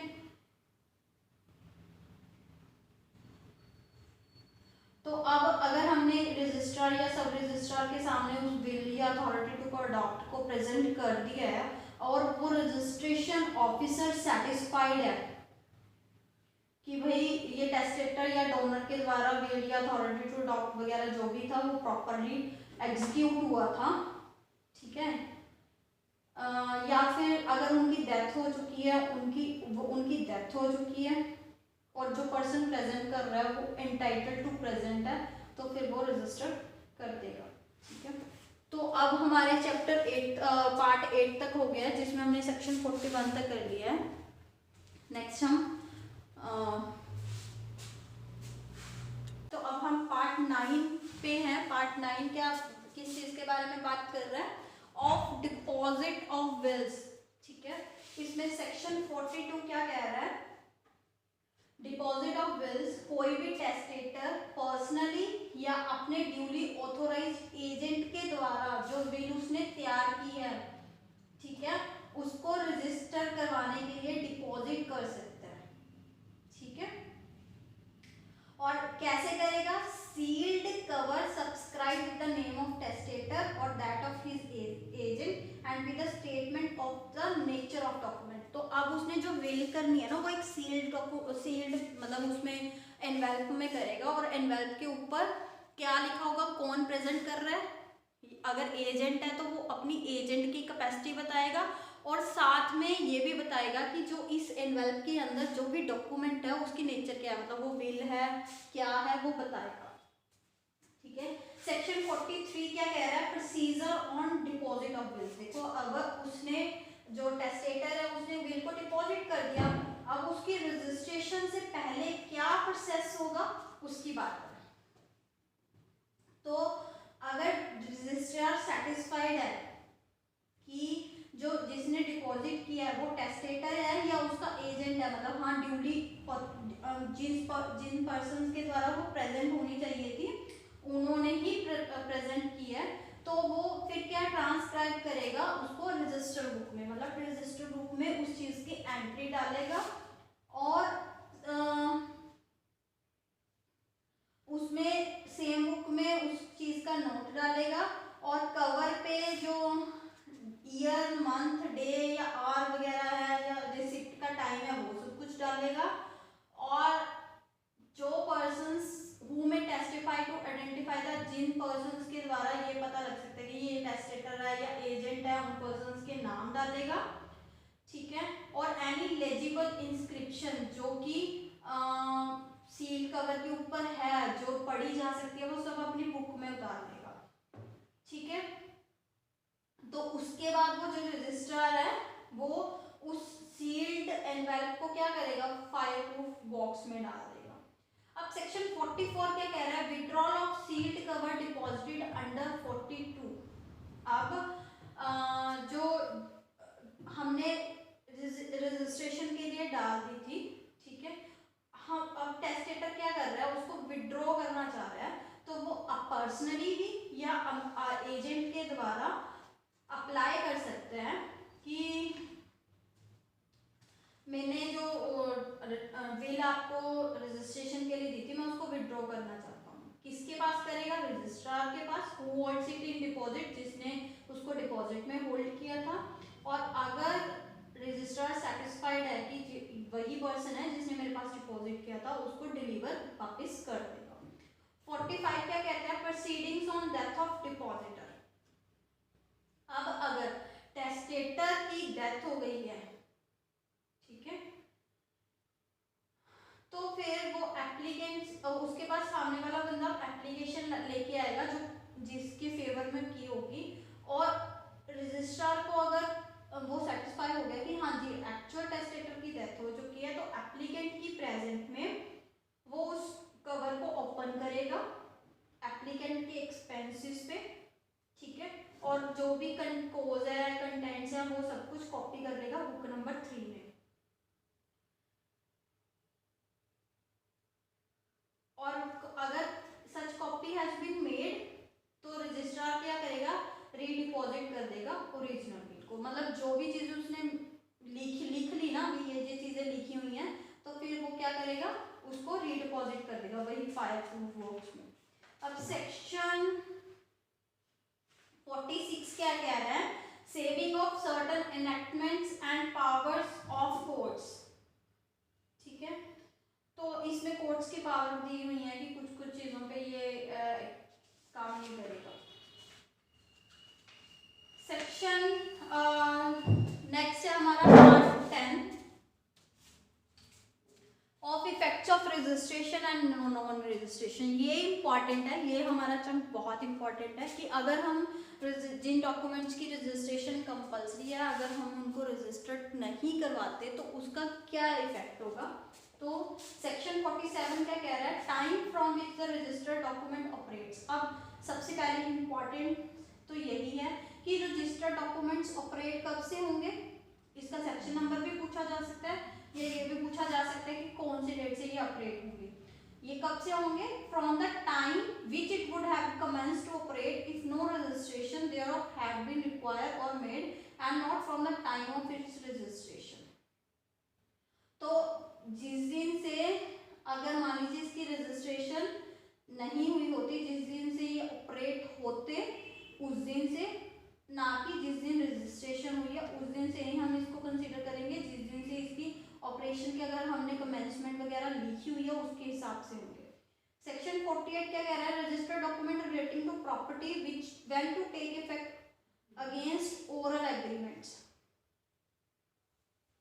अगर कोई भी नॉन टेस्टामेंट्री डॉक्यूमेंट्स हैं जो कि ड्यूली रजिस्टर्ड है इस एक्ट के अंडर, किसी प्रॉपर्टी चाहे मूवेबल चाहे इमूवेबल प्रॉपर्टी के रिलेटेड, तो वो जितनी भी चाहे ओरल एग्रीमेंट्स हुए हैं चाहे डेक्लरेशन कुछ भी हुई हैं, उनके अगेंस्ट ही एक इफेक्टिव है। मतलब अगर हमने कुछ बोल के किया और कुछ स्पेशली लिख के उसको रजिस्टर भी करवा लिया, तो जो चीज़ लिख के रजिस्टर करवा लिया वो ज़्यादा इफेक्टिव होगी ना।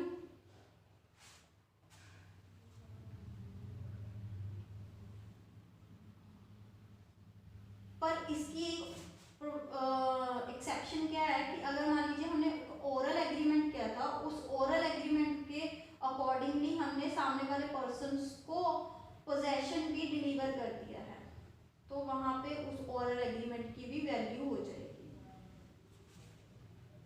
और 48 में एक और इम्पॉर्टेंट चीज है, प्रोवाइजो है कि mortgage by deposit of title deeds as defined in section 58 of the transfer of property shall take effect against any mortgage deed subsequently executed and registered which relates to same property। तो अब अगर हमने जो mortgage किया है bye deposit of, यहाँ पे भी हमने टाइटल डीड्स को डिपॉजिट कर दिया ना, चाहे ओरल एग्रीमेंट भी किया था, तो अगर हमने उसके बाद, पहले हमने टाइटल डीड्स को डिपॉजिट कर दिया, उसके बाद हमने सब्सिक्वेंटली एक और एग्रीमेंट एग्जीक्यूट कर लिया, उसको रजिस्टर भी कर लिया, तो जो पहले वाला होगा वो भी इफेक्टिव होगा। सेक्शन 49 क्या कह रहा है, effect of non registration of documents required to be registered. तो कोई भी डॉक्यूमेंट्स जो कि सेक्शन 17 में रजिस्ट्रेशन कंपल्सरी है या ट्रांसफर ऑफ प्रॉपर्टी एक्ट के अकॉर्डिंगली ट्रांसफर रजिस्ट्रेशन उनकी कंपल्सरी है, तो ऐसे साथ उसको इफेक्ट नहीं कर रही, पावर टू अडॉप्ट नहीं कन्फर कर रही, be received as evidence of any transaction affecting such property या कंफर्मिंग एनी पावर, उसको एज एविडेंस कंफर्म नहीं किया जाएगा। लेकिन इसकी प्रोवाइजो क्या है कि an unregistered document affecting immovable property and required by this act or the transfer of property to be registered may be received as evidence of a contracting suit of specific performance के cases में हम इसको as evidence ले सकते हैं। Section 50 certain registered documents relating to land to take effect against unregistered document। ये भी important है कि हर document जो कि 17 में मेंशन किया हुआ है सबसेक्शन 1 में A B C clauses A B C D और clauses A and B of section 18 shall if duly registered take effect as regards to property comprised against every unregistered document relating to same property and not being a decree और order whether such unregistered document of the same nature of registered document और not. तो अगर ऐसे कोई भी document जो 17 सब close subsection 1 के ए बी सी डी और सेक्शन 18 के ए और बी क्लोज में अगर उनको ड्यूली रजिस्टर्ड किया भी गया है तो प्रॉपर्टी अनरजिस्टर्ड डॉक्यूमेंट के अगेंस्ट, ठीक है, सेम प्रॉपर्टी के, उनको हम इफेक्टिव नहीं लेंगे। मतलब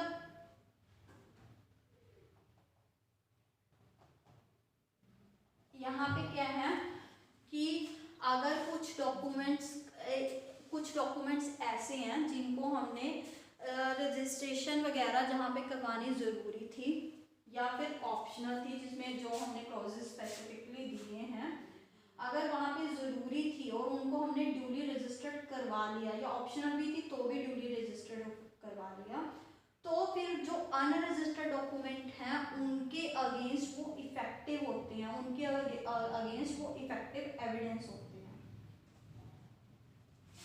ठीक है। लेकिन चाहे अनरजिस्टर्ड कोई डिक्री और ऑर्डर ऑफ कोर्ट है, चाहे वो अनरजिस्टर्ड भी है, वो उनके अगेंस्ट इफेक्टिव नहीं होती, ठीक है। Nothing in subsection 1 applies to leases exempted under the provisions of subsection 1 of 17 और to any document mentioned in subsection 2 of same section to any registered document which had not priority under the law in force। मतलब कुछ चीज़ें ऐसी हैं जो कि जहाँ पे हम चाहे रजिस्टर्ड करवा भी लें, हम मतलब रजिस्टर्ड करवा के किसी ऐसी चीज़ को जो हमारे पास ऑथोराइज्ड ही नहीं थी उसको रजिस्टर्ड करवा के हम उसको ऑथोराइज नहीं कर सकते, ठीक है। मोटा मोटा सी यही चीज़ है। तो जिन चीज़ों को करवाना कंपल्सरी नहीं था उनको रजिस्टर्ड करवा के हम जो चीज़ ऑलरेडी लॉ के द्वारा एग्जाम्प्टेड है उनको उन पे इन्फोर्स नहीं करवा सकते। सेक्शन अब नेक्स्ट है हमारा part 11 as to the register books and indexes. Section 51 कह रहा है register books to be kept in several offices. अब यहाँ पे कुछ रजिस्टर बुक्स बताई हुई हैं कि कहाँ कहाँ पे कौन कौन सी बुक्स रखनी है, तो ये आप खुद रीड कर लीजिएगा। सेक्शन 52 क्या कह रहा है, duties of registering officers when document present.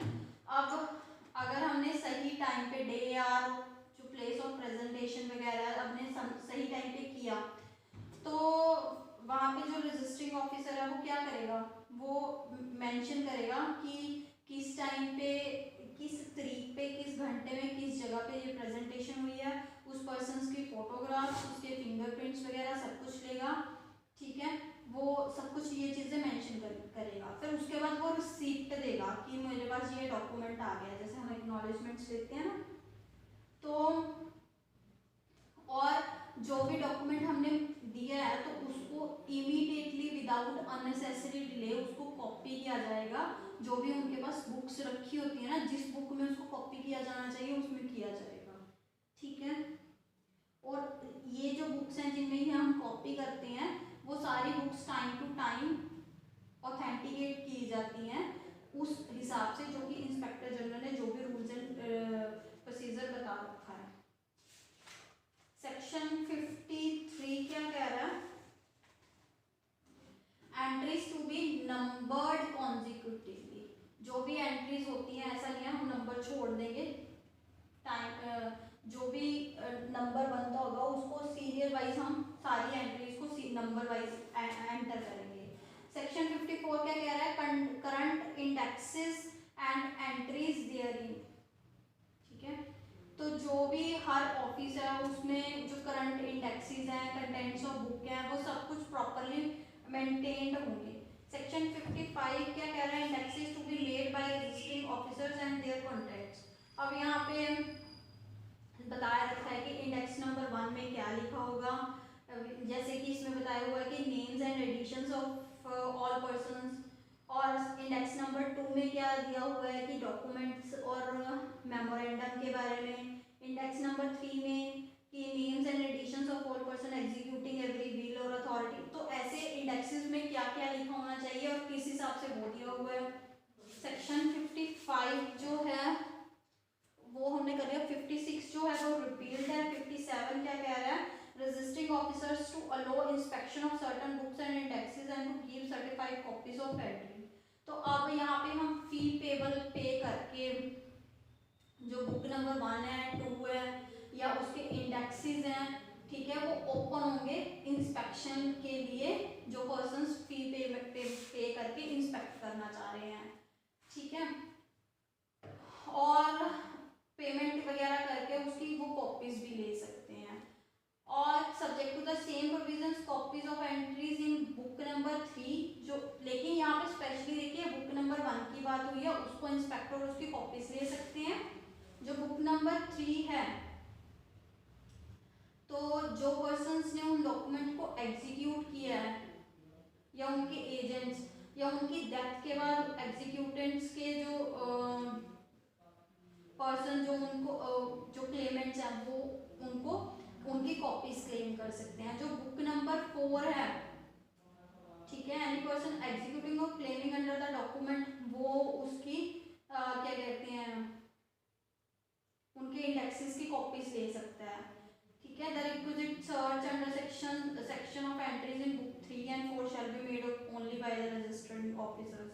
तो जो कॉपीज दी जाएंगी वो साइंड होंगी, सील्ड बाय रजिस्टरिंग ऑफिसर होंगी, और उनको as contents of original documents हम एज एविडेंस भी ले सकते हैं, वो एडमिसिबल होगी। ठीक है, सेक्शन 58 क्या कह रहा है, procedures to be endorsed on documents admitted to registration.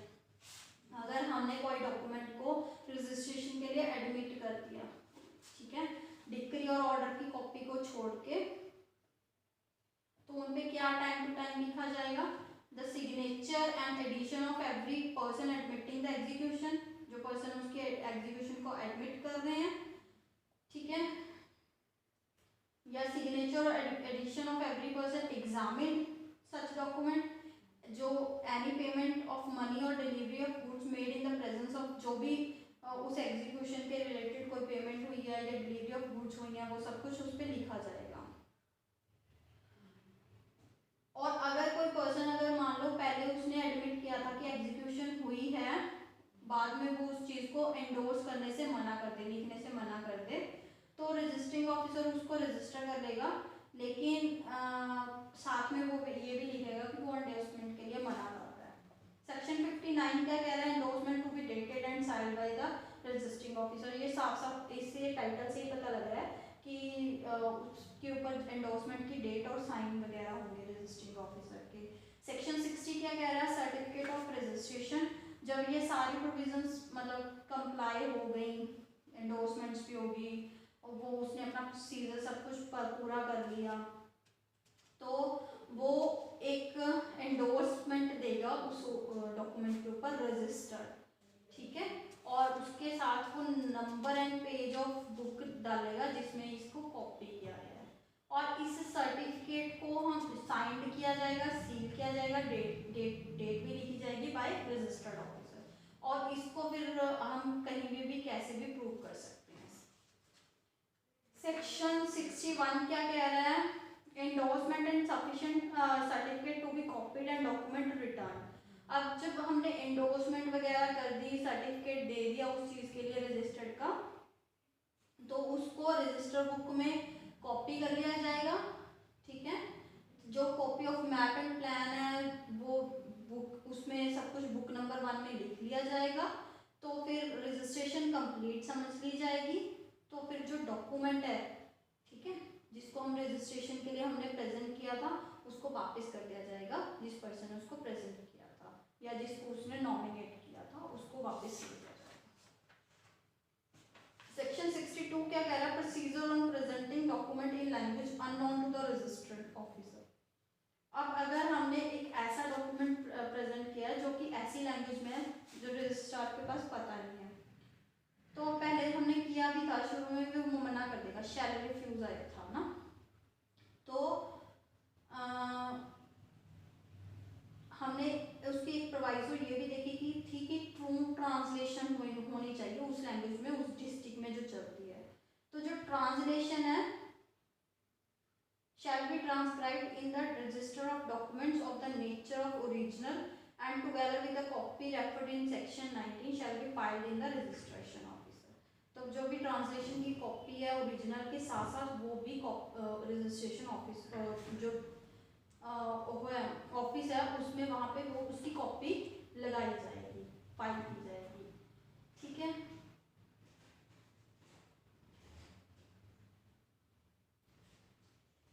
जो ट्रांसलेशन होगी सेक्शन के अंदर यही समझी जाएगी कि वो ही ओरिजिनल डॉक्यूमेंट है। सेक्शन 63 क्या कह रहा है? Power to administer oaths and record of substance of statement. जो कोई भी रजिस्टरिंग ऑफिसर है वो अपनी डिस्क्रिशन के हिसाब से इस एक्ट की प्रोविजन से हिसाब से अगर किसी को एग्जामिन कर रहा है उसको ओथ एडमिनिस्टर करवा सकता है। तो वो जो भी ऑफिसर है जो जो कोई स्टेटमेंट ले रहा है तो वो सब्सटेंस ऑफ स्टेटमेंट का जो नोट है वो रिकॉर्ड कर देगा और उस पर्सन को वो स्टेटमेंट पढ़ के सुनाई जाएगी, इंटरप्रेट की जाएगी जो जिस लैंग्वेज में वो समझ रहा है। ठीक है, तो अगर वो सब कुछ एडमिट कर रहा है कि हाँ जो आपने लिखा है वो सही लिखा है, आपने जो मुझे पढ़ के सुनाया वो सही है, जो जैसा मैं कहना चाह रहा था, तो फिर रजिस्ट्रेशन ऑफिसर उसको साइन कर देगा। तो अब साइन करके नोट देके उसने उसको साइन किया है ना, तो फिर वो एडमिसिबल होगा कि हाँ जी उसने ये स्टेटमेंट रिकॉर्ड करवाई थी।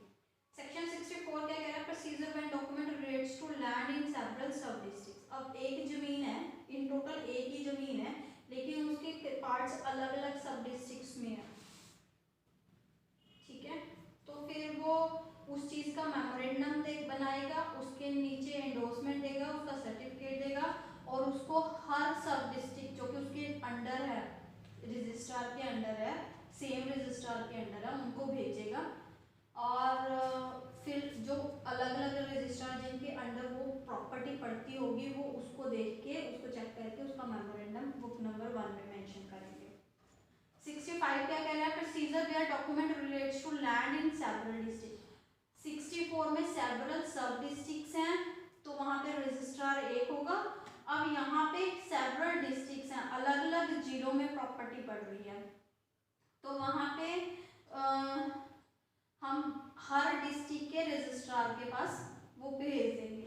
तो रजिस्ट्रार फिर वो क्या करेगा, वो अपने जो उनके सब रजिस्ट्रार हैं उनके पास भेज के वो उनकी तसल्ली करवा देगा कि प्रॉपर्टी यहाँ यहाँ पड़ी है, फिर उसका वो मेमोरेंडम बना के बुक नंबर 1 में डाल देंगे। सेक्शन 66 क्या कह रहा है? Procedure after registration of document relating to land. कोई भी नॉन टेस्टामेंटरी डॉक्यूमेंट की रजिस्ट्रेशन के बाद जो कि इमूवेबल प्रॉपर्टी के रिलेटेड है, ठीक है, तो रजिस्ट्रार क्या करेगा, उसका मेमोरेंडम हर सब रजिस्टर जो उसके अंडर है उनको भेजेगा जहाँ पे भी प्रॉपर्टी पड़ी है। तो और रजिस्ट्रार फिर ये भी करेगा कि उसके साथ वो जो मैप और प्लान है वो भी भेजेगा और उस जो रजिस्ट्रार है उस कॉपी को जब वो उसको मिल जाएगी वो बुक नंबर 1 में उसको फाइल कर लेगा, उसका मेमोरेंडम ऑफ कॉपी जो उसके नीचे सब रजिस्ट्रार है उनको भी भेज देगा।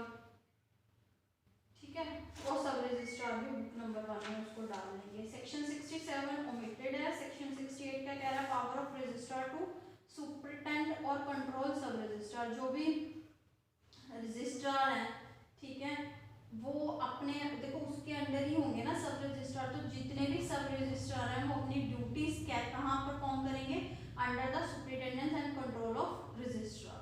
ठीक है, तो अब रजिस्ट्रार के पास अथॉरिटी है कि जो भी उसको ऑर्डर्स इशू करने ज़रूरी लग रहे हैं, चाहे कंप्लेंट पे चाहे अदरवाइज, वो किसी एक्ट या ओमिशन के रिलेटेड कोई भी नेसेसरी अगर उसको कोई ऑर्डर पास करना ज़रूरी लग रहा है वो कर देगा। 69 क्या कह रहा है, powers of inspector general to superintend registration offices and make rules. अब रजिस्ट्रार्स के अंदर सब रजिस्ट्रार्स होते हैं, देखिए इसमें स्टेट सबसे ऊपर स्टेट गवर्नमेंट, फिर इंस्पेक्टर जनरल्स, फिर रजिस्ट्रार्स, फिर सब रजिस्ट्रार्स। तो अब जो इंस्पेक्टर जनरल है वो जनरल सुपरिटेंडेंस करेगा किस चीज के regarding, safe custody of books, उस प्रोवाइडिंग मैनर जिसमें बुक्स को हमने रखना है या कंप्यूटर फ्लॉपीज डिस्क को रखना है, किस लैंग्वेज में हमने क्या मेंशन, मतलब किस डिस्ट्रिक्ट में किस लैंग्वेज में हमने रजिस्ट्रेशन करनी है, कि क्या क्या टेरिटरीज हैं हर डिस्ट्रिक्ट की, और फाइन्स वगैरह कितने होने चाहिए, कैसे लेने हैं। ठीक है, और डिस्क्रिशन अगर तो रजिस्ट्रिंग ऑफिसर ने यूज करनी है तो उसको एक्सरसाइज करने का क्या तरीका है, और मेमोरेंडम ऑफ डॉक्यूमेंट्स को किस फॉर्म में कैसे लेना है, ये सारा कुछ जो इंस्पेक्टर जनरल है वो रेगुलेट करेगा।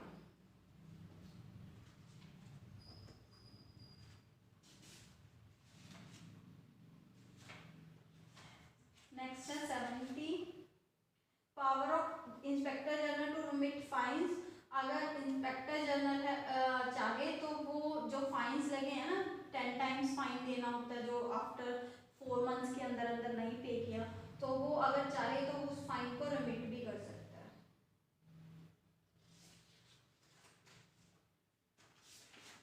तो इसमें क्वेश्चन ये आ सकता है कि फाइन्स रिमिट करने की पावर किसके पास है, वो है इंस्पेक्टर जनरल के पास। अब नेक्स्ट पार्ट है of refusal to register, chapter part 12।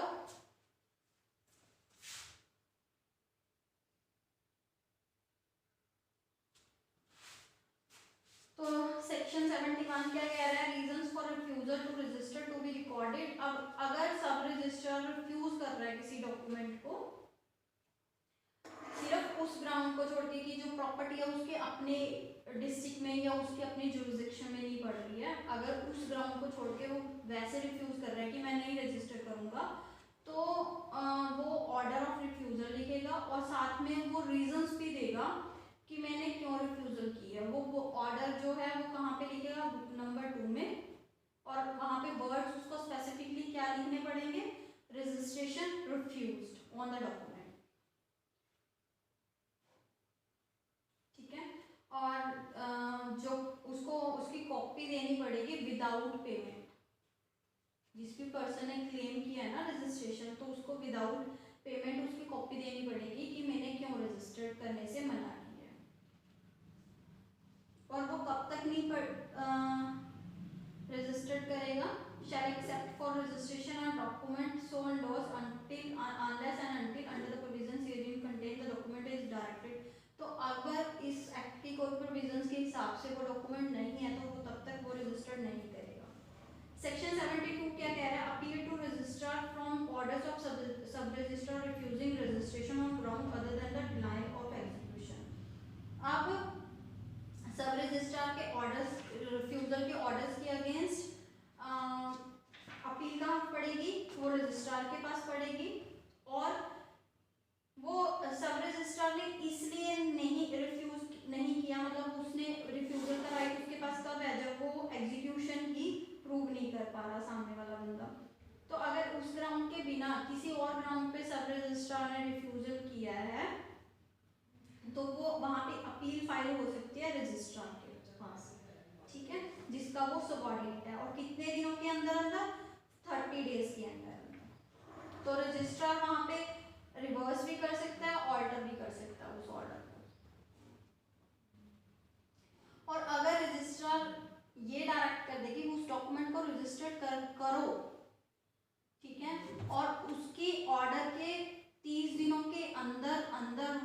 Document को सब रजिस्ट्रार के पास दोबारा से प्रेजेंट कर दिया गया है तो सब रजिस्ट्रार ओबे करेगा उसको, ऑर्डर को, शैल ओबे द सेम है, ठीक है। एंड जो भी प्रोसीजर 58, 59 और 60 में दिया हुआ है उस प्रोसीजर को इन इफेक्ट लाएगा। और उस डॉक्यूमेंट की रजिस्ट्रेशन कब से कंसीडर की जाएगी? जब उसने it was first duly presented for registration हुई थी, उस दिन से हम कंसीडर करेंगे कि भाई इसकी रजिस्ट्रेशन उस टाइम से इफेक्टेड है। सेक्शन 73 क्या कह रहा है? Application to register where sub registrar refuses to register on ground of denial of execution. अगर डिनायल ऑफ एग्जीक्यूशन के ग्राउंड पे सब रजिस्ट्रार ने रिफ्यूज किया है तो वहां पे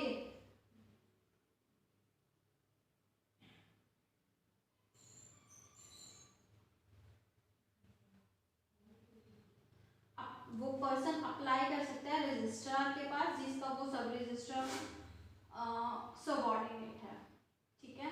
ये एप्लीकेशन इन राइटिंग होगी और इसमें हमने कॉपी लगानी है रीजंस की भी, उसने रीजंस क्या दिए हैं। और statements of application shall be verified by the applicant in manner required by law for verification of claims. साथ में हमने जो एप्लीकेंट के एप्लीकेशन है उसमें उसने जो भी प्लेट में जो वेरीफाई करने के एक लास्ट पैरा होता है ना, तो वो भी साथ में वेरिफिकेशन भी लगानी है कि हाँ जी मैंने ये चीज़, अगर मैंने एग्जीक्यूटेंट कहा है कि एग्जीक्यूट हुआ है डॉक्यूमेंट, मैं इसको वेरीफाई कर रहा हूँ।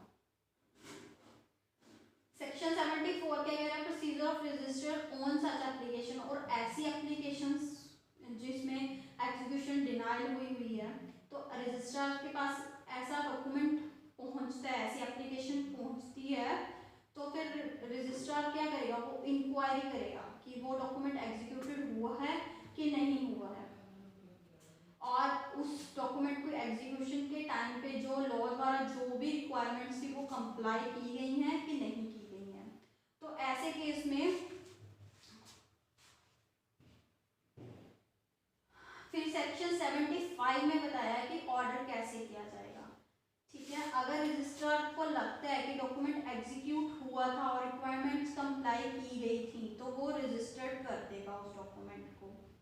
और अगर डॉक्यूमेंट 30 डेज मतलब उस ऑर्डर के 30 डेज के अंदर अंदर, जो उसके ऑर्डर के 30 डेज के अंदर अंदर हमने प्रेजेंट कर दिया है सब रजिस्ट्रार के पास, फिर वो उसको ओबे करेगा, ठीक है। और उस डॉक्यूमेंट को हम यही समझेंगे कि वो ड्यूली रजिस्टर्ड था जब पहले प्रेजेंट किया गया था।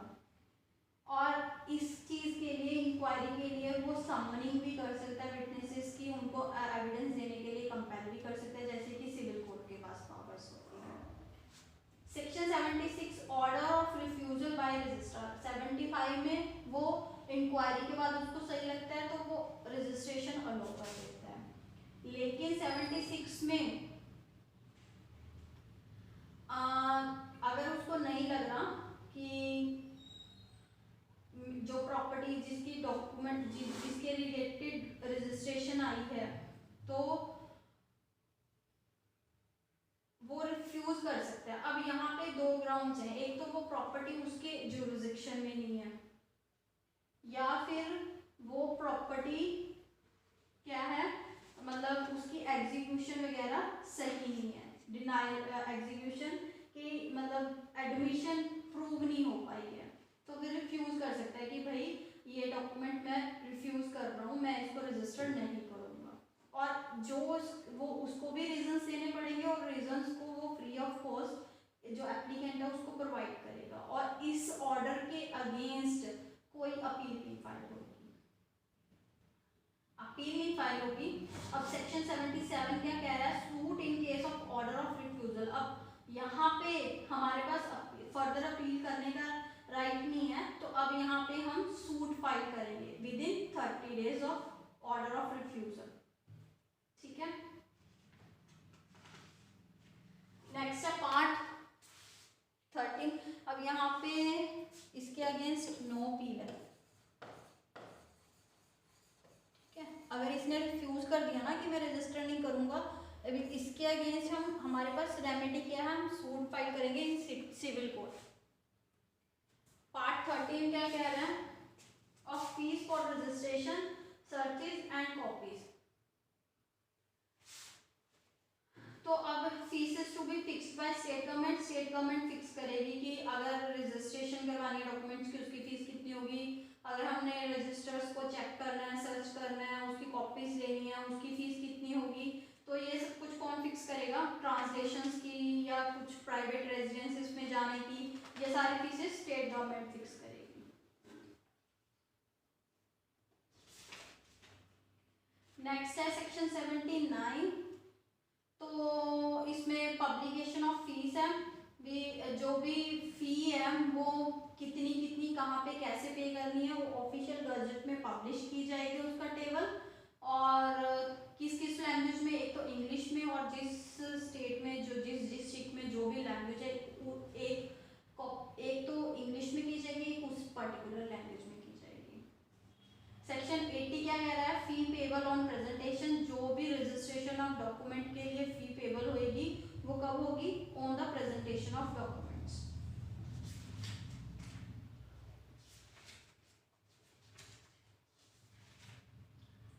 नेक्स्ट है पार्ट 14 जो बात कर रहा है पेनल्टीज की। सेक्शन 81 बात कर रहा है penalties for incorrectly endorsing, copying, translating और registering documents with intent to injure. अब अगर कोई ऐसा रजिस्टरिंग ऑफिसर जो कि इस एक्ट के अंदर अपॉइंट किया गया है, या जो कि कोई भी और पर्सन जो इसके अंडर अपॉइंट किया गया है उस ऑफिस में, ठीक है, और वो जानबूझ के सामने वाले पर्सन को नुकसान पहुंचाने के लिए गलत एंडोर्समेंट कर रहा है, गलत कॉपी कर रहा है, या गलत ट्रांसलेट कर रहा है, तो उसको पनिशमेंट क्या होगी,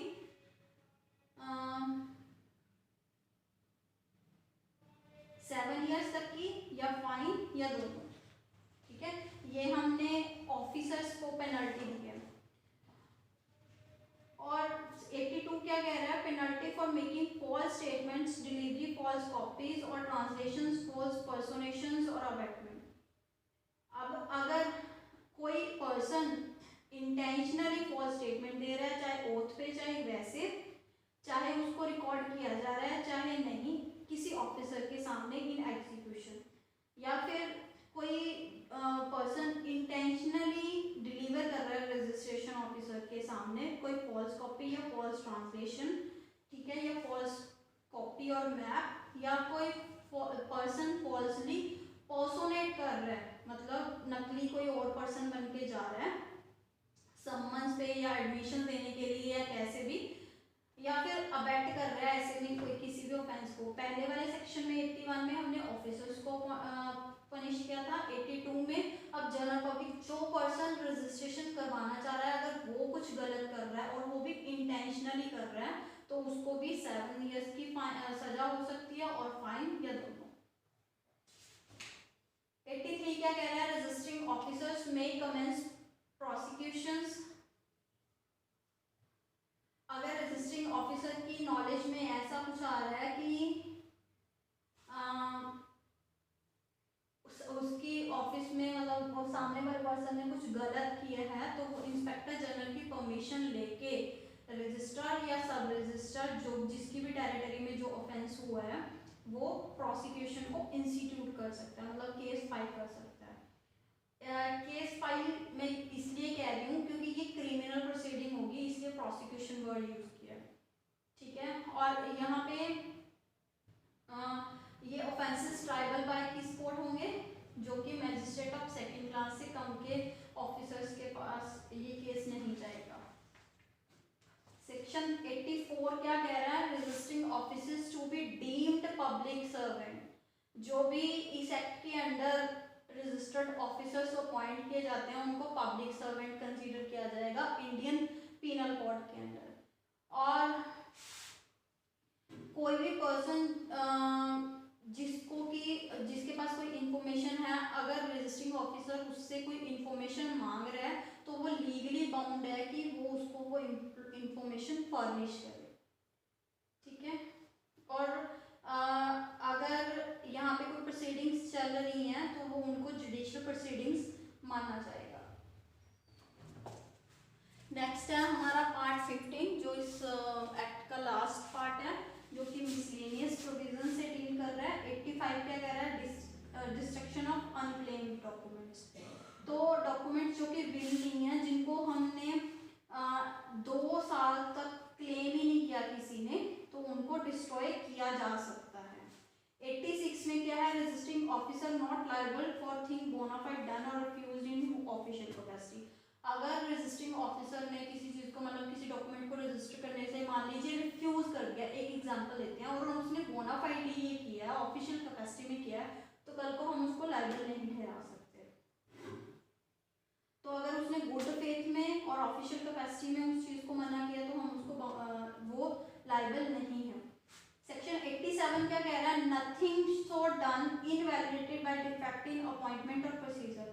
अगर मान लीजिए जो पर्सन ये गुड फेथ में कर रहा है, ऑफिशियल कैपेसिटी में कर रहा है, बाद में पता चला कि उसकी अपॉइंटमेंट में कुछ प्रॉब्लम रह गई थी, तो उसकी अपॉइंटमेंट वैलिड नहीं थी, तो ऐसे उसने गुड फेथ में अपने ऑफिस ड्यूरेशन के टाइम पे जो भी किया था और उस टाइम पे यही समझते हुए किया था कि मैं ऑफिशियल कैपेसिटी में कर रहा हूँ, तो वो इनवैलिड नहीं होगा। Section 88 registration of documents executed by government officers और सर्टेन पब्लिक फंक्शनर्स। ठीक है, तो अगर कुछ गवर्नमेंट ऑफिसर्स या पब्लिक फंक्शनर्स ने कुछ डॉक्यूमेंट्स को एग्जीक्यूट किया, उसकी रजिस्ट्रेशन कैसे होगी। तो इस एक्ट में चाहे कुछ भी लिखा हो, तो अगर गवर्नमेंट ऑफिसर ने या एडमिनिस्ट्रेटर जनरल ने, ऑफिशियल ट्रस्टी, ऑफिशियल असाइनी या रिसीवर, रजिस्ट्रार हाई कोर्ट, ठीक है, मतलब पब्लिक ऑफिसर्स ने अगर कुछ किया है तो उनको, अगर चाहे इस एक्ट में कुछ भी लिखा है, उनको रजिस्ट्रेशन ऑफिस में अपीयर होने के लिए नहीं कहा जा सकता ऑफिशियल कैपेसिटी।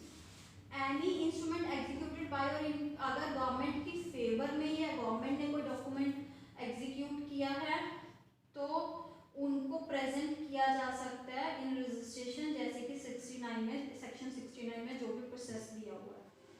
और सेक्शन सब क्लॉज 3 में क्या कहा है कि the registration officer to whom any instrument is presented, ठीक है, जिसके पास अगर गवर्नमेंट के द्वारा या गवर्नमेंट के लिए कोई डॉक्यूमेंट एग्जीक्यूट हुआ है, अगर ऐसा कोई डॉक्यूमेंट प्रेजेंट किया जा रहा है, तो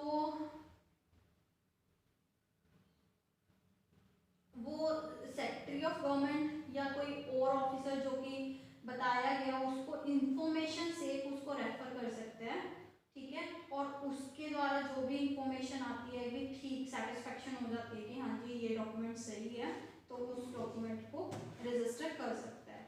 89 में है copies of certain order, certificates and instrument to be sent to registering officers and fields.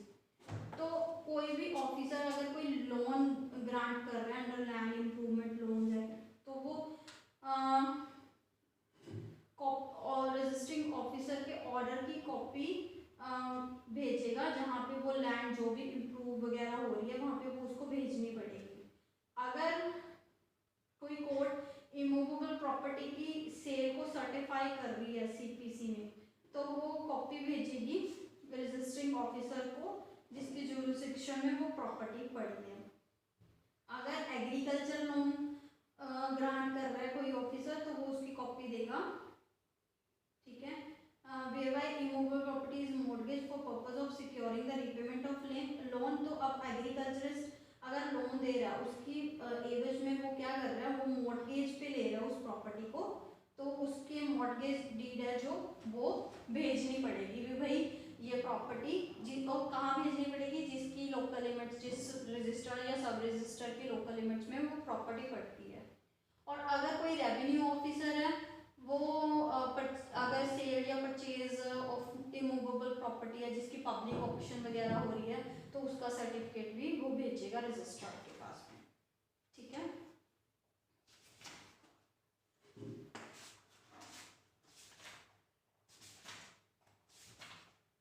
अब सेक्शन 90 क्या कह रहा है, exemption of certain documents executed by और इन फेवर ऑफ गवर्नमेंट।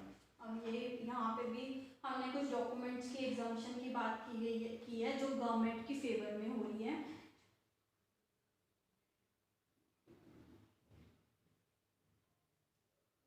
भी इन डॉक्यूमेंट्स की रजिस्ट्रेशन जरूरी नहीं है। और section 91 inspection and copies of such documents, अगर ये गवर्नमेंट वगैरह वाले जो डॉक्यूमेंट्स हैं उनकी इंस्पेक्शन या कॉपीज की बात करें तो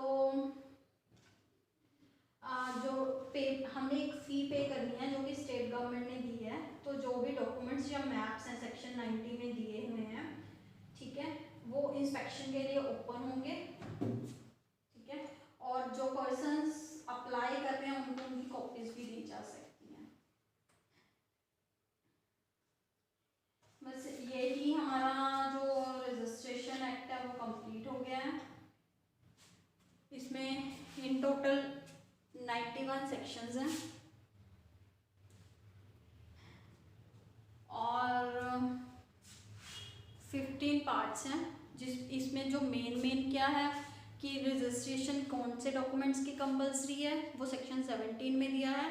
इमूवेबल प्रॉपर्टी जिसकी वैल्यू 100 रुपीज़ से ज़्यादा है, किन की ऑप्शनल है, जिस इमूवेबल प्रॉपर्टी जिसकी वैल्यू 100 रुपीज़ से कम है, या फिर कोई भी इमूवेबल प्रॉपर्टी।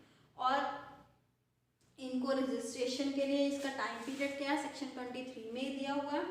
वो क्या है कि 4 years और 4 months आफ्टर इट्स एग्जीक्यूशन।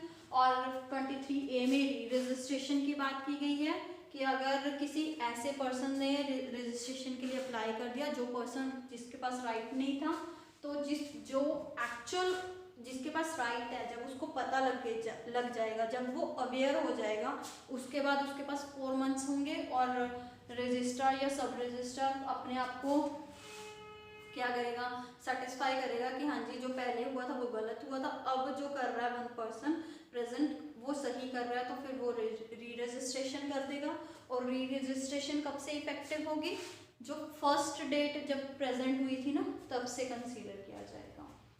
और 24 में क्या है कि जब एक ही डॉक्यूमेंट को सेवरल टाइम्स एग्जीक्यूट किया गया है, तो जो सेवरल एग्जीक्यूशंस हैं उसके हिसाब से हम हर एग्जीक्यूशन को अलग अलग कंसीडर करेंगे। हर एग्जीक्यूशन के बाद हमें 4 months का टाइम मिलेगा, ठीक है। और